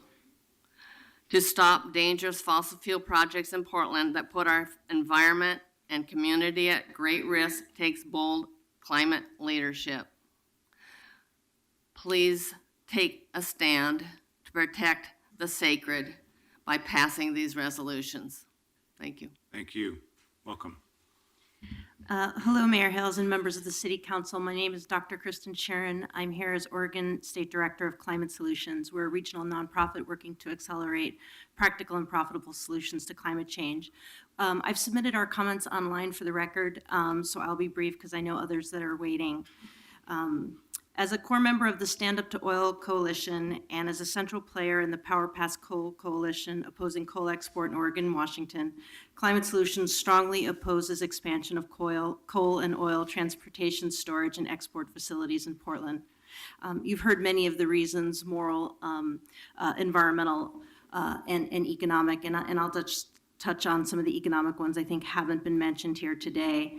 The tide of global energy investments turning around us. The cost of renewables continues to fall dramatically. For example, the cost of wind power in the U.S. is now cost competitive with coal and other fossil fuels and will continue to decline. U.S. oil firms are reporting sharply lower profits. The U.S. coal industry is in decline, and though many are unaware, coal imports in major Asian coal-consuming countries is falling dramatically as well.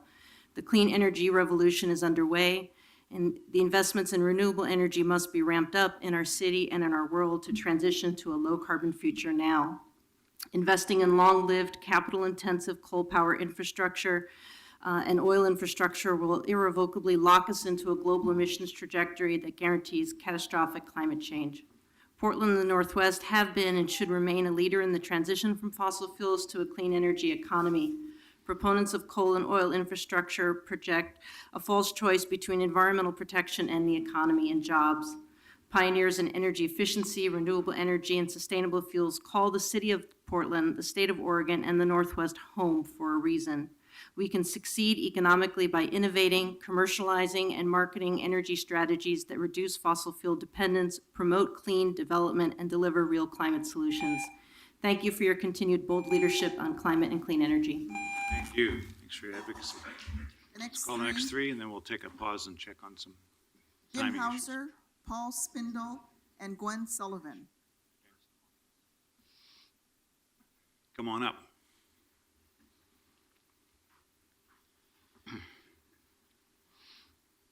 Oh, you called it Gwen Sullivan. I'm standing in for Gwen. Oh, you don't look at all like her. I don't think so. Okay, welcome. Hi, I'm Jeff Geisler. I'm not Tim Helzer. Tim already testified. I am the current chair of Hayden Island Neighborhood Network, High Noon. I'm also a co-sponsor of the Northwest Citizen Science Initiative. And I think, first of all, we want you to know that the North Portland neighborhoods all support both of these amendments, or the resolutions. High Noon took that direction months ago, and the North Portland chairs followed us. So it's time again for a new direction. Lewis and Clark had Sacagawea for a guide, interpreter, and to follow directions. Today we have Siri. Might have the same accent, but quite different. Both are qualify for their intelligent assistants, but the difference is most compelling in that Siri relies on electricity and satellite technology. So the 2-year journey that Lewis and Clark took can now be completed in 4 days, round trip. This amazing transition was made possible in just 210 years by fossil fuels and technology. You have to admit that.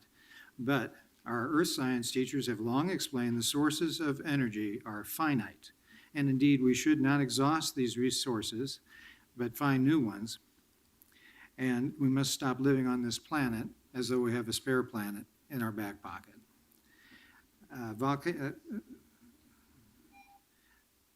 And more importantly, I guess, to the issues today, try to cut this back in time, but the transport and storage of fossil fuels in this Northwest region is just really in the wrong place. I won't say any more. I've got the written testimony, but I think the kids actually did a great job. They were wonderful. They covered everything from the seismic problems and everything else. But I would like to say, I think it's courageous that you wrote these resolutions. I think that you're looking for an intelligent way to implement them and to encourage our current businesses to stay in business, but to find new businesses and new sources of energy. I think that's to be applauded. We appreciate that. And one last comment. We are fighting a terrible odor problem from the oil re-refineries on Hayden Island. It's from Orco and APES, APES, curiously interesting acronym, but we do need your help. So Thank you very much. Thanks. Welcome. Thanks very much, Mayor Hales and Commissioners. Thanks for taking our testimony today. And thanks for the segue, by the way.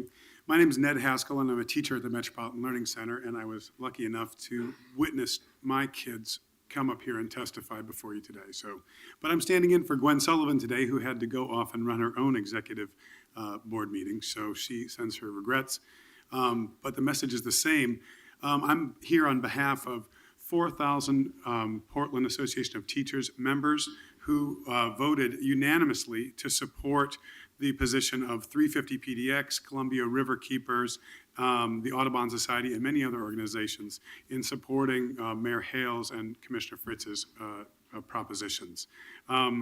We strongly support the resolutions as written, and we support these resolutions because we don't want our communities put at risk. We support these resolutions to help aid in transitioning to low carbon energy sources while supporting renewable technology and resources. We support these resolutions for so many reasons that are already stated here, but mostly we support these resolutions on behalf of the children, and the children that you saw here today, 11 and 12-year-olds who, if we look 20 years ahead, they'll be 32 years old in the prime of their career, and they're the ones whose shoulders this falls on. I'm a white hair. I'm surrounded by a couple of white hairs here. I mean, and I'm asking that we lead by example for them. Thank you. Thank you. Welcome. I guess we're on a theme here. My name is Paul Spindell, and I was here about a month ago when you passed the proclamation for Indigenous Peoples Day, and I was grateful that you took that lead, and to see more of that today. I came here today prepared to talk about the Indigenous concept of 7 generations. That everything we're doing, are we keeping in mind its impact on 7 generations from today? And yet, as I listened to the kids today, I came even to this generation of children. It absolutely made me sad to listen to kids who are 12 years old talking about the pain and anguish that their younger brothers and sisters have about their concerns for the future. If that doesn't touch our hearts and wake us up, I don't know what will. So I come here representing them and generations that are not yet born. Thank you. Thank you all. Let me take a pause in our work here for a minute and work on some logistics. We're going to, I believe, lose a council quorum at 6. We have some amendments in front of us, and I know we have more people who are signed up to testify. So here's what I would suggest. First, we're going to take a 5-minute compassion break for everyone, including the city council, and then we're going to come back. I want to put this to you, and that is that we have the opportunity to act today, or we have the opportunity to act later. If we act today, we'll deprive some of you of the opportunity to testify. If you really object to that and really feel like we must hear you today before we act, you should talk to our clerk and let her know that, and we'll see if there is still time to hear everyone today if we're going to try to act today. Secondly, then I want to, regardless, I want to come back and I do want to act on the amendments today. So I want to put that to my council colleagues. I believe we should take action on both sets of amendments and both resolutions today. But I don't want to cut short the process needlessly. So let's take a 5-minute break. Let's come back and go to work on that. And again, my apologies to those who've signed up to speak. And if you really feel like a point you want to make hasn't been heard, let our clerk know. So we'll be back in 5 minutes and take it up then. Thank you.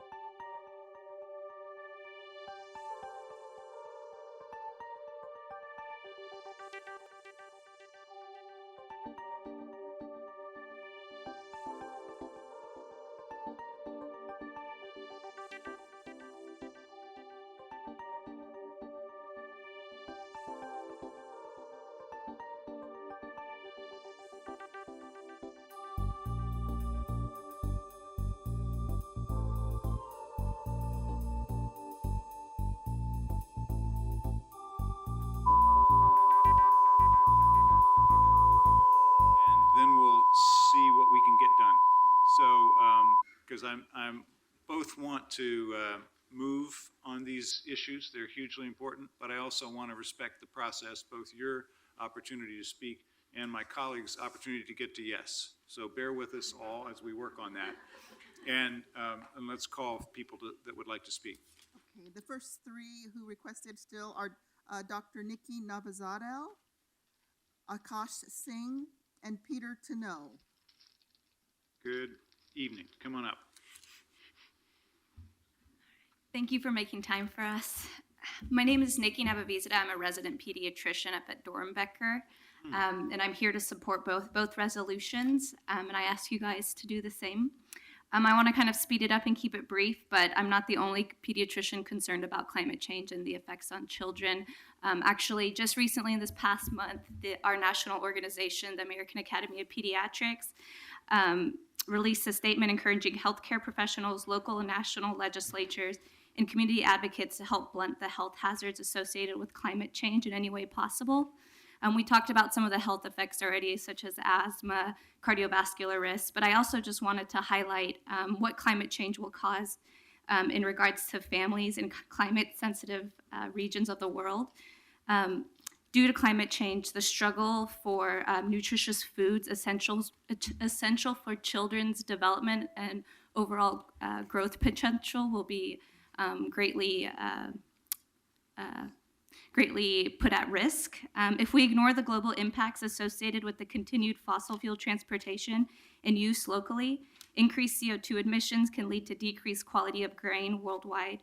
This subsequently sacrifices nutritious components of a child's daily diet, such as protein, zinc, and iron, and jeopardizes brain development and overall health potential for children. Currently, malnutrition accounts for almost half of deaths in children under the age of 5 worldwide. Studies have projected up to a 20% increase in globally malnourished children if climate change continues to occur at current rates. So as a pediatrician and concerned citizen, I hope that we work together, pass these resolutions today, and keep our children healthy locally and globally. Thank you. Thank you. Welcome. Hello, my name is Akash Singh, and I'll keep this very, very brief because I would love for both resolutions to be voted on today. For the planet all of us depend on for everything, the effects of climate change have arrived at the most critical juncture. For example, the sun's temperature is not, as is generally assumed, stable. The sun is warming rapidly as more and more of its heat is being trapped within the Earth's atmosphere. When the Arctic caps disintegrate, the fresh water that will be melting into the salt water will simply not mix with it, but instead it will be creating a mixture more akin to ocean and oil, which not only has the effect of prohibitively damaging aquatic ecosystems, it also traps the heat that is rising from the ocean floors onto the ocean surface itself. More to the point, the term hypocrisy has been used repeatedly, but within this context, hypocrisy is always used as a crutch to mitigate climate change legislation. The real hypocrisy is not, for example, getting gas at Costco to go to work, because the infrastructure for people to not use fossil fuels in order to perform their daily tasks doesn't exist yet. The hypocrisy is using India and China as a crutch upon which to eschew the fight against fossil fuels, a crutch that is cloaked under the guise of patronizing generosity. Portland bills itself as being a climate leader around the world. It is time, with this resolution, that we uphold that very belief. Thank you. Thank you. Welcome. My name is Peter Teno. Thank you, Mayor Hales and Commissioner Fritz. In my opinion, we today, in considering this resolution, are addressing the single most important issue imaginable. Why? Because Portland is a choke point in a global issue which strikes at the heart of the environmental crisis and Portland's identity. Which do we want to be known for? Trendiness or world-class leadership influencing the planet's future? There is no need here for me to expand on what is amply enumerated in the resolution before you. Allow me personally to call out one particular issue, since I live within 1.5 miles, the blast zone, of an oil route into Rivergate. Do not try to assure me that in the inevitable subduction earthquake estimated around Richter 8, there will not be loss of life, massive destruction of property, and huge and permanent environmental damage. To prevent any facility, Pembina and the like, is to recklessly be recklessly irresponsible. It is insane. Risk that never should be. So say no to the oil and coal terminals and transport. Enough of Port of Portland pushing Pembina on us. Enough of oil companies' sweet talk of money and jobs. Are we not creative enough to find many more jobs and sustainable energy? And I say yes, let's preserve our magnificent gorge and its communities. Let's find our heart and soul. We, the red shirts, call on you to show the integrity and intelligence of guts to pass this resolution. Please let the world know who we are in a great moment of decision. Let's lead. May I make one more comment to Commissioner Fish? The concern for bridge fuels, we should be leading in this. We should not delay action for the state to act. The state is behind us. Portland is a leader. We do this now and let the state follow. Thank you. Thank you very much. Thanks, folks. Okay, next, please. Ted Gleichman, I forgot, did you still want to testify?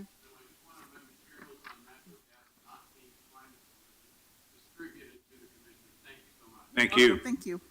Edith Gillis, Eric LeBrant, and Erwin Bergman are the next three.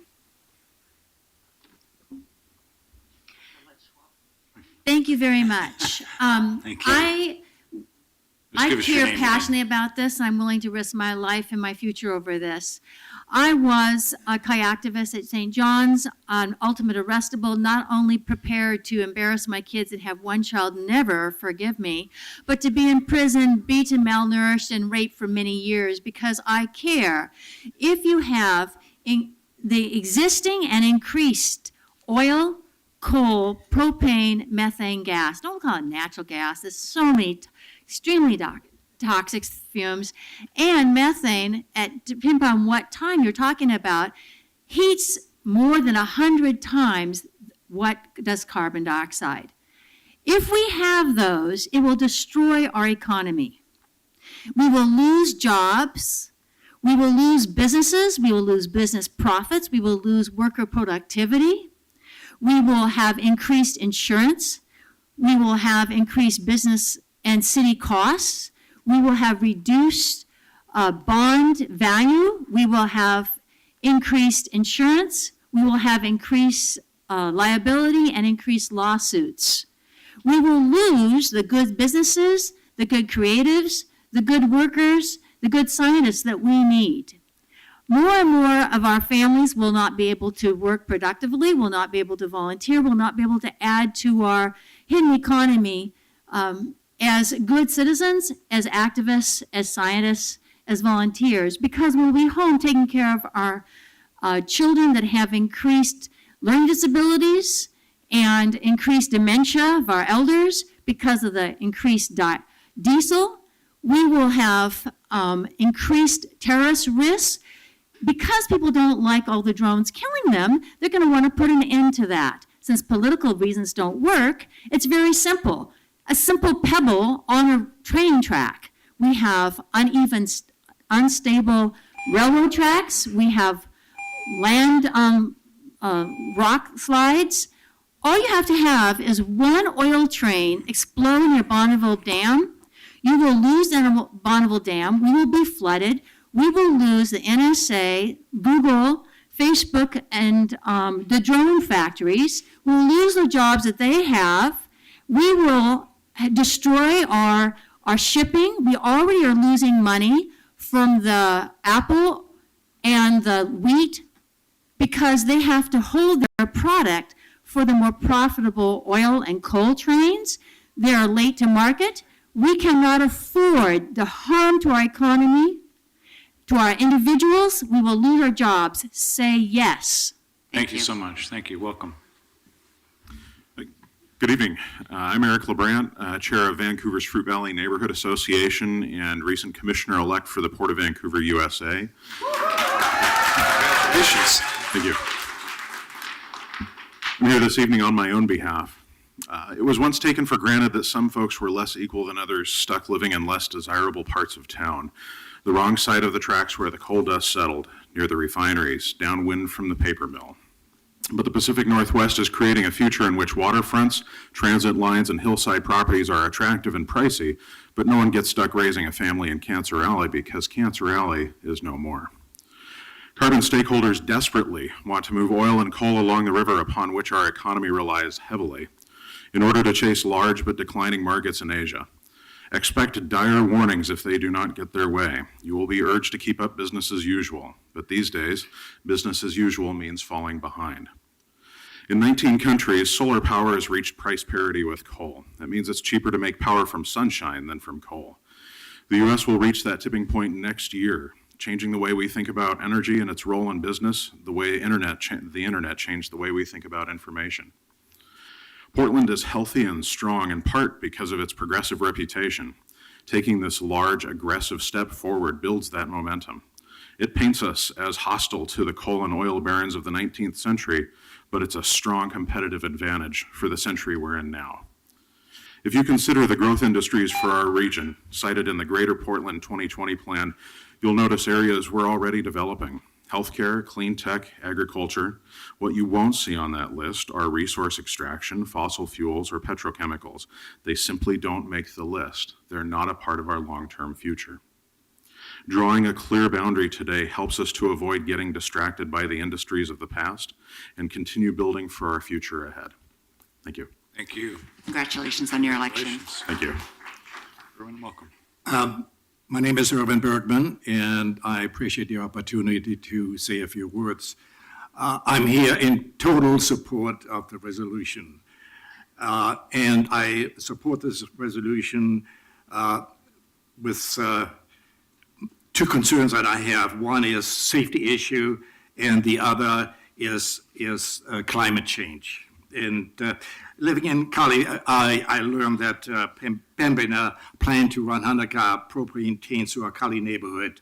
I contacted Sandia National Laboratory, a world-renowned facility, and they advised me that they felt that transport of 100-car propane cars is highly unsafe and very irresponsible if they are run through a metropolitan area. Transport other fossil fuels, such as Wyoming coal or crude from various cracking operations in Canada and U.S., together with gas shipments over the same tracks through Cali, obviously involve various levels of risk, both to human and the natural environment. Derailment in the Columbia Gorge comes foremost to my mind as an environmental catastrophe. Obviously, a conflagration in our metropolitan area could be likewise catastrophic. Accidents and climate impacts, however, are not on the radar screen of fossil fuel producers. Maximum production and getting it to the greatest quantity, to greatly expanding market is their sole concern, as it means revenue growth.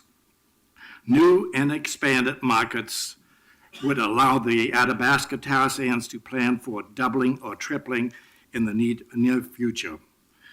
The obvious should be aware that climate change does not just manifest itself through rising sea levels and warming. It causes rapid changes in the environment. And let me just permit me to add this to, as a note of interest, be aware that very recently the 3,600-member Aboriginal band in Prince Rupert, BC, when offered a payment of over $1 billion to allow a natural gas line to cross its land to the Pacific, said no, leaving on the table approximately $300,000 for every man, woman, and child.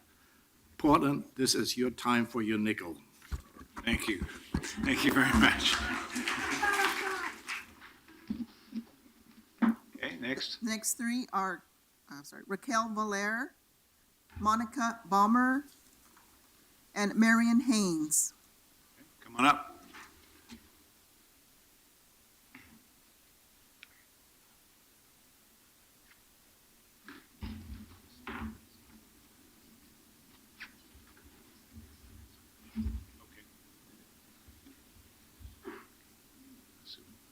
Welcome.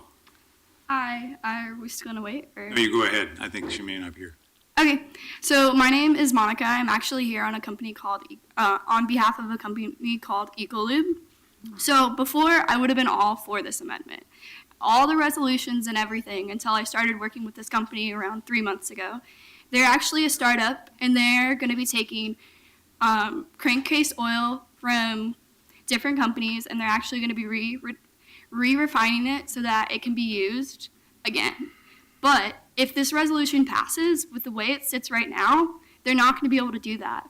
Portland's a city all about innovation, but with this, how are we going to be able to take crankcase oil and re-refine it?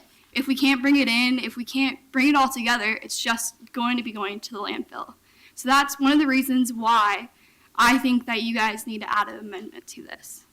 I'd also like to end this with a quote from Obama. The solution to our problems is a new green economy. The last thing I want to do is delay it. If not, it's not just bad for our planet, it's bad for our economy. Thank you. I think we can make sure that when we write code on this, that reuse of existing material is not intended to be covered by this restriction. Okay. Well, it's really great that you stayed this I'm long glad and you brought that brought new that up. concern, even Yeah. at this late hour. So thank you very much. Well, Yeah. so I guess I'm new to this. So how do we make sure that we're not going to be, affected by this? Well, what happens is these are resolutions, and so they're stating the intent of the city council, and then they actually, the city bureau, particularly the bureaus, particularly in this case, the Bureau of Planning and Sustainability, brings back code that says, here's how we actually change the city's laws and regulations to reflect this sense of the council. So that's where we do the fine tuning on issues like this. So it is really good that you raised this, because it was not our intent to affect recycled oil kinds of Yeah. Mayor, operations it was, like you're talking actually, about. as Commissioner Fritz noted, it's the first time we've heard that issue, Yeah. so testifying matters. Yeah, it does And help. under one of the amendments that's before the council, there would be a work session before the council took up the code. And that Okay. would be a work session where you'd get to come and observe, and if we drop the ball on it, you could let us know. Make sure we get the language right.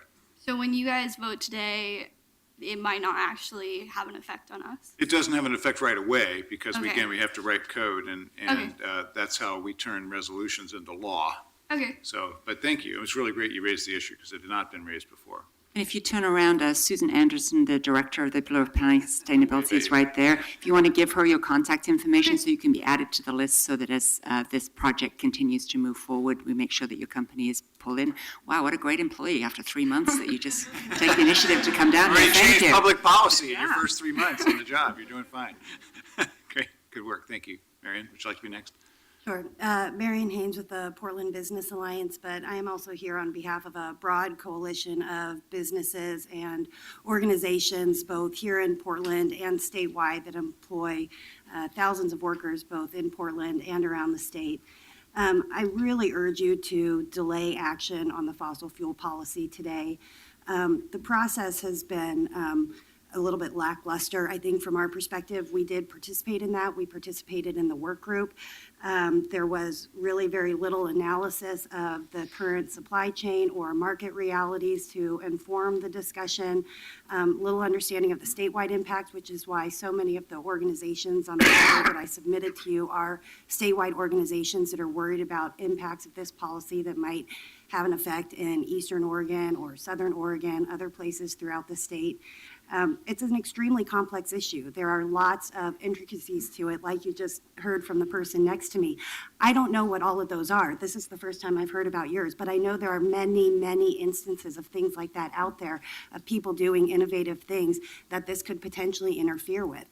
And I would just ask that we take some time to fully understand what all those things are. The amendments today that were introduced, I appreciate Commissioner Novick and Fish and approaching this in a thoughtful way to try to avoid some of those unintended consequences that something like this could bring up, because it is such a far-reaching policy. We don't see the need to act today, and we do see the need, and what we should do is take a little bit more time to explore what all of those types of different situations are, so that any policy doesn't result in unintended consequences, hurt these types of companies, run into legal issues, of which there are some related to the city's authority and things of that nature. So it's a very complex topic. we really urge that the vote not happen today. The amendments that were introduced, again, have had no vetting. Nobody's had an opportunity to see if these address their specific situations or not, and we ask for more time to allow that kind of stakeholder input to occur. Thank you. Welcome. Mayor and the Commissioners, my name is Dick Harmon. I'm a resident. I'm 79. I'm here as grandfather, great-grandfather, and father of family in Portland. I have 3 quick points. The urgency question comes down to numbers. How many years is the best estimate for how long we have before the systems go nuts? So the estimate that I look at is between 2030 and 2038. That's not very far away at all. And the kids who are here today are going to get hit hard by that. So that's urgency. There is a huge opportunity in this situation, which has to do, I'll just be very quick on this. A specific opportunity in this situation is radical conservation of energy in big commercial buildings. That's going to require changes in incentives between utilities, investors, and building owners. There's a way to do this, and my testimony has a link to that source. Very creative, new way of looking at those incentives. The last point I want to make is about legacy and birthright. We have a breach between the generations, including this question. We have an opportunity to heal it. The question has become vivid for people over 50. What is my legacy in this situation? Not the stuff that I give away, but the values and vision that I present to my offspring. So we have a choice here about whether or not we honor the elders by honoring that legacy. And so the question here on the other side is birthright. Do the kids who are here today have a right to flourish just by virtue of being born? Finally, Thank you for your testimony. I want to support the resolutions. Thank you. Here's what I want. I want a situation in which our young and their young can flourish and exercise their birthright and say about us, they did not fold, they did not betray us, they stood up for us with great courage and determination. Thank you. Thank you. Thank you very much. Next 3 are Joe Esmond, Willie Myers, and Dave Tischer.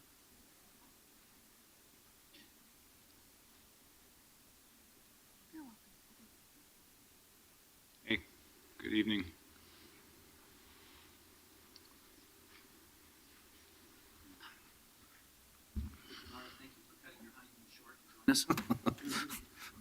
Thanks, Commissioner Fish. Go ahead. First? No, you go ahead. All right. Mr. Mayor, members of the council, thank you for taking my testimony today. My name is Willie Myers, and I'm the Executive Secretary Treasurer of the Columbia Pacific Building and Construction Trades Council, representing more than 15,000 union working men and women in the northwest region of our state. 15,000 families that receive as compensation for their labor, including family health care coverage, retirement with dignity with a defined benefit pension plan, the craft's best training in the industry, and family wages. We are the middle class. The negative impacts on the middle class from these resolutions by opposing infrastructure will be devastating and will add to the wage inequality in our state. By the city taking a stand against the working class to earn a living in these sectors, which through our Helmets to Heart House program also includes many veterans returning from service to our country. Our ability to provide these important services is contingent on our ability to have jobs in every sector, including heavy industrial and in infrastructure. The state of Oregon and all the communities that make up our great state rely on fossil fuel to operate our transit systems, whether they're personal or private, or personal or public. They rely on fossil fuels to heat and light their homes and to grow and harvest their crops. The vast majority of all fossil fuels imported to the state come through Portland. And it's not just about Portland. I can tell you, I've received several phone calls from concerned citizens in some of our neighboring counties that heavily rely on the jobs created from the import and export of these fuels. I'm going to skip ahead since I'm running out of time. With respect to Commissioner Novick and Fish's amendments, they certainly bring forth some interesting ideas that should be explored further and deserve further discussion. I urge you to delay a yes vote for the public vetting and review to have time to take place. Thank you. Okay, thank you. Who's next? Good evening, Mayor Hales, Commissioners. My name is Dave Tischer. I'm a proud 27-year member of Labor's Local 737. We're the folks that bring you the windmills, the solar farms, the geothermal energy, and all that clean energy everybody's talking about today. I'm here tonight to oppose these resolutions for actually a number of reasons. One of which I think they're broadly written in Commissioner Fritz's with the resolution. The primary purpose is transporting could be defined in a lot of different ways. I think it's problematic. I do believe that in the other resolution that Mayor Hales has put forward, that I believe that when you say that they're actively opposed and you're looking at codes to actually change the way Portland does business, I think, and I've sat in these rooms and I've heard from all of you folks about the needs of Portland. If we need affordable housing, we have a homeless issue, we have a road and infrastructure issue, and I think that's a very poor steward of the taxpayers' money to place a special interest fight on the burden of the taxpayers, because basically what Portland is doing is taking on the fight of special interests. I believe that these resolutions are bad for jobs, they're bad for business, they're bad policy, and they're bad for Portland. Thank you. Thank you. Good evening. Good evening, Mr. Mayor, members of the commission. My name is Joe Esmond. I'm a resident of Portland. I work for the IBW number 48. I was appointed by the governor, Kitzhaber, for the low carbon fuel standard. That took about, I want to say 8 months to hash out. We had all the interested not all, most of the parties in the room. A lot of give and take, some bad feelings, but at the end of the day, we came up with a policy. Part of that policy was propane, but we'll move on from that. I was also asked to serve on the Fossil Fuel Export Advisory Committee. And I served there for 2 meetings. We were told that we would have input into anything coming out of that committee. We've had none. I heard about this resolution from somebody else on the phone. I brought up the subject of people, how come other groups aren't in there, like people there of color or low-income advocacy groups who would be affected by this. I was told that the city council would be able to handle that, would reach out to them. As far as I know, end of story. Very disappointed in the process, and I think it's very unfair. I have the documentation on that. Before I go, I wish the people in this room had the same passion for income inequality as they have for fossil fuels.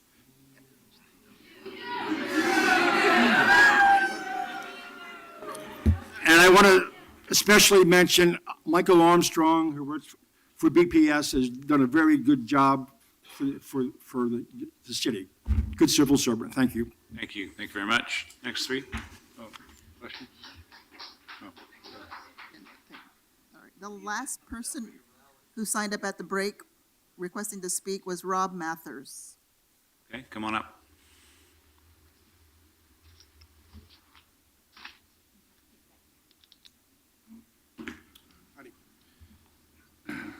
Actually, I did sign up originally. I am Rob Mathers, Kinder Morgan, the Working Waterfront Coalition, and the Portland Freight Committee. Kinder Morgan owns and operates a significant amount of critical energy infrastructure in Portland and in Oregon. We provide facilities and services to a range of customers, including refiners, traders, suppliers, marketers, and occasionally end users. We serve as a key link in a complex supply chain whose purpose is to deliver on-spec, fit-for-purpose fuels to the market in a safe, reliable, and timely manner. And we blend a heck of a lot of renewable fuels into the conventional fuels. My understanding of the proposed resolutions were that they were to oppose the development of major projects related to fuel exports. However, it's clear that the city is using fuel export resolutions as a pretext for declaring war on the working harbor and on the use of all fossil fuels. As economic prosperity is one of the guiding principles in the comprehensive plan, the resolutions are actually counterproductive and will negatively impact, directly or indirectly, all of the other guiding principles, including equity. And regarding the process being conducted by the city, I think it was a contrived fossil fuel export policy advisory committee. And the whole process is typical of the city's ready, fire, aim approach to conducting business. These are polarizing policies that divide our community. I urge the council to vote no, but at least take some time before finalizing and signing the death warrants. Thank you. Okay, anyone else that we have on the list at this point? There is a request for someone else who wanted to speak still. I'm sorry? Someone else wanted to speak still. Okay, sure, come on up.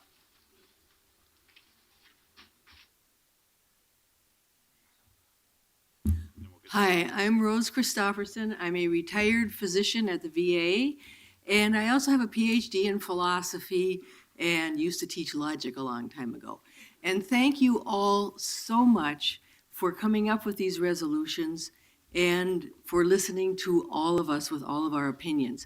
I didn't choose to speak initially, but I had this instinct that the people that were going to choose to keep speaking were going to be the people that kind of had money in the game. So I thought when I saw that that was true, I thought I would just speak a little bit and from the logic point of view. We basically have two kinds of reasons for both of these resolutions. First is the local. The local includes two things: the danger of these storage tanks that can blow up for a variety of reasons, of the trains and so forth. That's number one reason. Number two, the ongoing illness that will be caused by the air pollution, et cetera. Well, maybe some economic reasons also when you can't ship apples because of the oil trains. But then the second important reason for supporting this is the planet, the really large picture. So we have two reasons, two levels there. Either of these is a sufficient reason to support these resolutions. Either one, and certainly both. Thank you. Thank you. That was very logical, if you don't mind me saying. Good evening. Thank you for your patience. I'm Sydney Herbert, Conservation Chair of the Trails Club of Oregon, which is a 100-year-old, 400-member recreational organization. We have two lodges. One is on Larch Mountain in the Columbia River Gorge National Recreation Area. So we have an investment, you might say, in the gorge where our members recreate, as well as citizens living in the communities that are impacted by these developments. The Trails Club is a member of the Federation of Western Outdoor Clubs, and at their annual meeting in 2014 in August, passed a resolution having to do with yours today, called Transport of Fossil Fuels Through the Columbia River Gorge. I gave 5 copies of the resolution to your clerk. I don't know whether they're in your packets or not, but you can borrow any whereases you like from them. We have an abundance. But the Federation of Western Outdoor Clubs, says the resolution, is adamantly opposed to the export of fossil fuels. All efforts should be expended to support local communities in their opposition to export terminals, while at the same time working to increase safety. Thank you. Thank you. Okay, let's bring staff up and talk a bit about how we would like to proceed. And maybe we can sort of poll our colleagues here and see how people would like to proceed. I've got some thoughts about that, but go ahead, Commissioner Fritz, you look like you do too. Thank you, Mayor. I do. And, you know, Commissioner Fish and I said at the outset that we needed to leave at 6, and so it's already past that. This has been such a great hearing, and with lots and lots of thoughtful testimony, including thoughtful people who didn't give their testimony at the end so that we could get to this debate. So I very much appreciate everyone showing up. I believe that everyone on the council is resolved that we are going to adopt these resolutions. At least I hope that's the case. I hope I'm reading the will of the council correctly. In order to be able to give the second resolution the time that it deserves, given that most of the amendments are on the second resolution, what I would suggest we do is to discuss and vote on the amendments to the first resolution and take a vote on the first resolution, since that's the one that's time sensitive, and then set a time certain to come back to discuss the other amendments and to finalize the fossil fuel policy. I agree with that approach, and I want to hear from our colleagues as well. But let me both explain and reassure people. There are two reasons to not complete this work tonight. One's legitimate and one's not. The legitimate reason is that it's always good to measure twice and cut once. I know, they've heard that too often, but I should apply it to myself in this instance as well as in others. And I respect the process at this dais in which we work with each other and try to resolve each other's concerns about important public policy. And I believe actually that if we take a little more time on the second resolution, we will get to a 4 or 5-0 vote on this really important piece of work. And that's an ideal outcome that I would love the chance to get to. And so if I push my council to move too quickly tonight, I might not get that level of support for this resolution. So I'm willing to be that patient. I am unmoved by arguments that we should just take this off into some amorphous process and get back some other time. We've been there before on other issues when particularly business interests have argued that, and we got nowhere on one thing or another. So if we are not going to act tonight on the second resolution, I'm going to set a time certain, probably next week, for when we will vote on the second resolution, because it is very important that we do this soon, if not now, because we don't have much time, and because we've had this extraordinary interest in the community for us to take a clear stand. But I do believe that the council is willing and able to take that kind of clear stand. The other caveat that I'll lay down on the table, and I don't think there's any disagreement with those who are sitting at this table, is that we will not water down or dilute the intent of these two resolutions by whatever wordcraft we do to make sure that they work the way we intend them to work. Both Commissioner Fritz and I and our staffs put time into the drafting of these resolutions, and they're good, but I do want to acknowledge that at least some of the amendments that have been brought forward tonight improve them. And I always want to give my colleagues the chance in the collaborative work that we do in this chamber to improve something that I bring forward. And I think that's going to happen tonight. I think it's going to happen over the next week. And then by the second vote that we'll take next week, we will have completed that process. So that's my suggestion. Commissioner Novick, your thoughts? I can live with that. Mr. Fish? I support it. I'm ready to vote on the Fritz amendment. I would ask that we set a time certain for next week, even if it means displacing some other issue, because I think this has to be resolved next week. Okay, what's the time available for us to take a second reading and vote on 1157? I've got 15 minutes on the 12th. If you think Might need a little more than that. so then we're looking at the 2 p.m. on Thursday, the 12th. And is Okay. Commissioner Saltzman scheduled to be there then? Yes, he is. It would be really great. That's another reason I think to defer. It would be excellent to have all 5 members of the council voting on this. Okay, November 12th at 2 p.m. Okay, so now let's take up the amendments to 1156.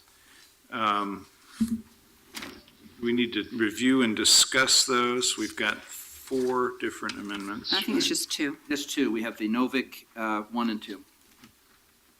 Novick 1 is removing the adverse impacts of train noise because that's not specific to these kinds of trains, right? If I might speak to that, because Please. Commissioner Novick spoke to why we should do that, I'd like to speak to why I don't want to support that. Dr. Coburg and others mentioned in testimony about the increased impacts of increased frequency of these very long trains, and also if people are worried about the trains exploding and whatever, then that is going to add to the stress of having more and more of these trains coming through. So, and in fact, Oregon Physicians with Social Responsibility has looked at the literature, and there are peer-reviewed studies showing adverse health impacts from living with train noise. So that's why I won't be supporting this. Okay. Other comments? Well, if the question is the total number of trains causing noise, then maybe we should adopt a restriction on the total number of trains that can come through. I just think that this resolution is specific to oil trains, and the issue of noise is not specific to oil trains, so that's why I offer the amendment. I move the amendment. Okay. Second? All right, then let's take a vote on that amendment, please. Novick, Aye. Fritz, No? Fish. Aye. Hales. I am concerned about the adverse impacts of train noise, but I think we do need to target these resolutions specifically to these environmental issues that are discrete and related to fossil fuels, so I will vote aye. So that amendment's approved. Now, the second one. This is this caveat that unless and until transport by rail is demonstrated to be safe. Is that right? Be as safe and carries the same level of environmental risk as transport by tanker ship and pipeline. Okay, further discussion of that amendment? Yes, I would like to feel vehemently opposed to this amendment. This one, there's no gauge as when it's going to be safe or safer. It implies that we are going to be building more pipelines, which I don't think is correct, and it weakens the resolution. So I don't support this one, and I ask you not to support this either. It has significant concern for the advocacy organizations that helped craft this resolution. Am I missing anything, Christina? Nope, I think you hit it right. And my concern is that we every day rely on the transportation of fossil fuels by tanker ships and pipelines because that is how the gasoline that we use in our cars gets to us. And I think that for us to say that we are okay with, I mean, if we want to ban the import of fossil fuels, then I think that it's okay for us to ban any fossil fuels coming through here, but we don't. So I am uncomfortable saying that we're going to ban a form of transportation if that form happened to be proven to be as safe as the form by which we get our own fossil fuels. So it's a matter of being able to look at myself in the mirror and thinking and not being hypocritical. Now, it's quite possible that nobody will ever be able to demonstrate that transportation of oil by rail is as safe as by pipeline and by boat. But I think that that's something that we should at least allow people to try to demonstrate. How would they do that? They would have to come back to council to get rid of the policy, which they could do without this language. I think they can demonstrate it to us. They can come back to demonstrate it to us. I think But they can do that without having this language in here. This language implies that somebody can, which in fact at the City Club last Friday, the proposers of the terminal at Vancouver said it's just as safe as all of the other ways. So they're going to say, well, this policy therefore doesn't apply because it's just as safe. We've already said so. And we had testimony to that effect from the Vancouver folks. Well, it says that resolution would say the city opposes oil by rail transportation unless and until transport by rail is demonstrated, et cetera. So that clearly implies that we oppose oil by rail transportation until somebody comes to us and proves that it has become safe. Okay, so I think you two have articulated the two views of this amendment. Let's take a vote, please. Who moved this? So yes, Commissioner Novick moved, and I believe Commissioner Fish seconded this amendment, so. Thank you. Novick, Aye. Fritz, No. Fish. I seconded this for discussion. I've listened carefully to the discussion, and I'm actually not persuaded, no. Hales. And I'm also not persuaded. I think later, folks, wait a second, wait a minute. If somebody wants to make the case later, that's fine, but this is solid policy for now. No. Okay, those amendments have been dealt with. Mayor, I move the Any- resolution. Okay, any further discussion? Let's take a vote, please, on the resolution. Novick, Aye. Thank you, Commissioner. This has been a really amazing afternoon. We started with the Native American cultural celebration with the amazing violin playing and the reminder from the children that this is about the future. And each one of you has come in good faith, whether you have supported or opposed, and have stayed here all this time, because it's really important. And it's not just symbolic. This is about the future, and we do need to start taking specific steps. So I'm very honored to have worked with the community, with my colleagues on the council, with my amazing staff, Christina Nieves, who's put in an enormous amount of work on this project, and in partnership with everybody who's been involved in it to make this significant step. Thank you so much. Aye. Fish, I want to thank Commissioner Fritz for bringing this resolution forward. Today, we are asked to stand in solidarity with Native Americans, with the City of Vancouver, with the Gorge Commission, with first responders, and with other communities and advocates who have spoken out against oil trains. While this action is largely symbolic because federal law preempts us from interfering with railroads, and so much of the constitutional law goes against us, part of our job as a city council is to be explicit about our values, even if our authority is limited. Safety is a core value. Clean energy is a core value. Supporting our regional partners is a core value. And today I vote aye. Hales, Let me talk about a couple of small moments and a big moment. We've talked about all the aspects of this resolution this afternoon. It has been a remarkable hearing and a remarkable piece of leadership on your part, Commissioner Fritz. Thank you. And one of those issues that was touched on, but that I want to return to, is safety. A couple of small moments that occurred in my thought about this issue. My wife and I own an old sailboat. We spend some time on the Columbia, and because it has a mast, it means that the railroad bridge has to rotate and open when we pass through going up and down the river, inconveniencing no one because they make us wait for the trains. But this summer, once we actually took that trip, went down to Sauvie Island and back, and they were having trouble with the bridge because it's 100 years old. And believe it or not, they couldn't get the bridge to close all the way, and they sent a worker out onto the bridge with a big sledgehammer who whacked on the rails until they were aligned enough that they could bring a train across. Now, we're often assured by corporations that there's nothing to worry about, everything's safe. But as an Amtrak passenger, frankly, that scared the hell out of me. And that's the same bridge that, of course, would have to carry even more oil trains if we facilitate that movement. And that's not safe. Secondly, we have a wonderful fire chief.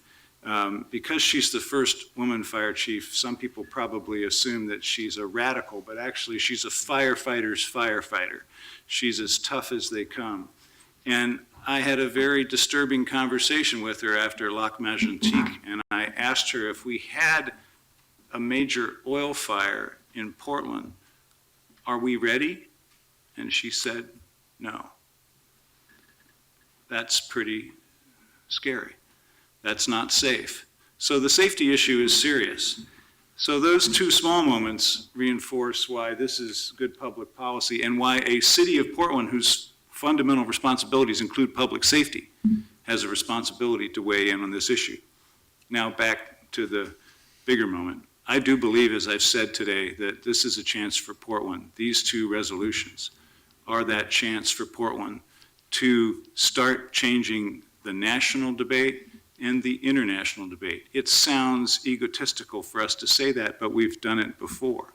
We've done it by adopting the first city climate action plan. We've done it by building light rail and the first modern streetcar in the United States. We've done it with green roofs and bioswales and bike lanes.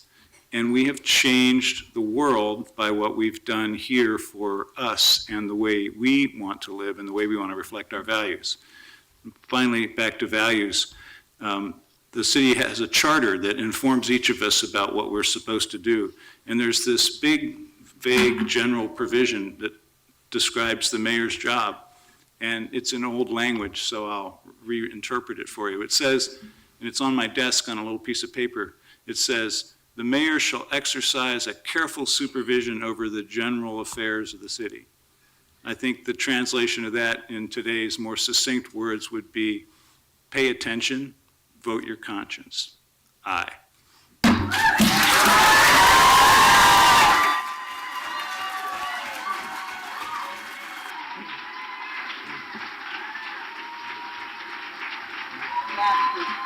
Next week, we'll have staff. Staff will be here for the amendments and discussion. Once we're done, so we'll do staff and amendments. We're adjourned.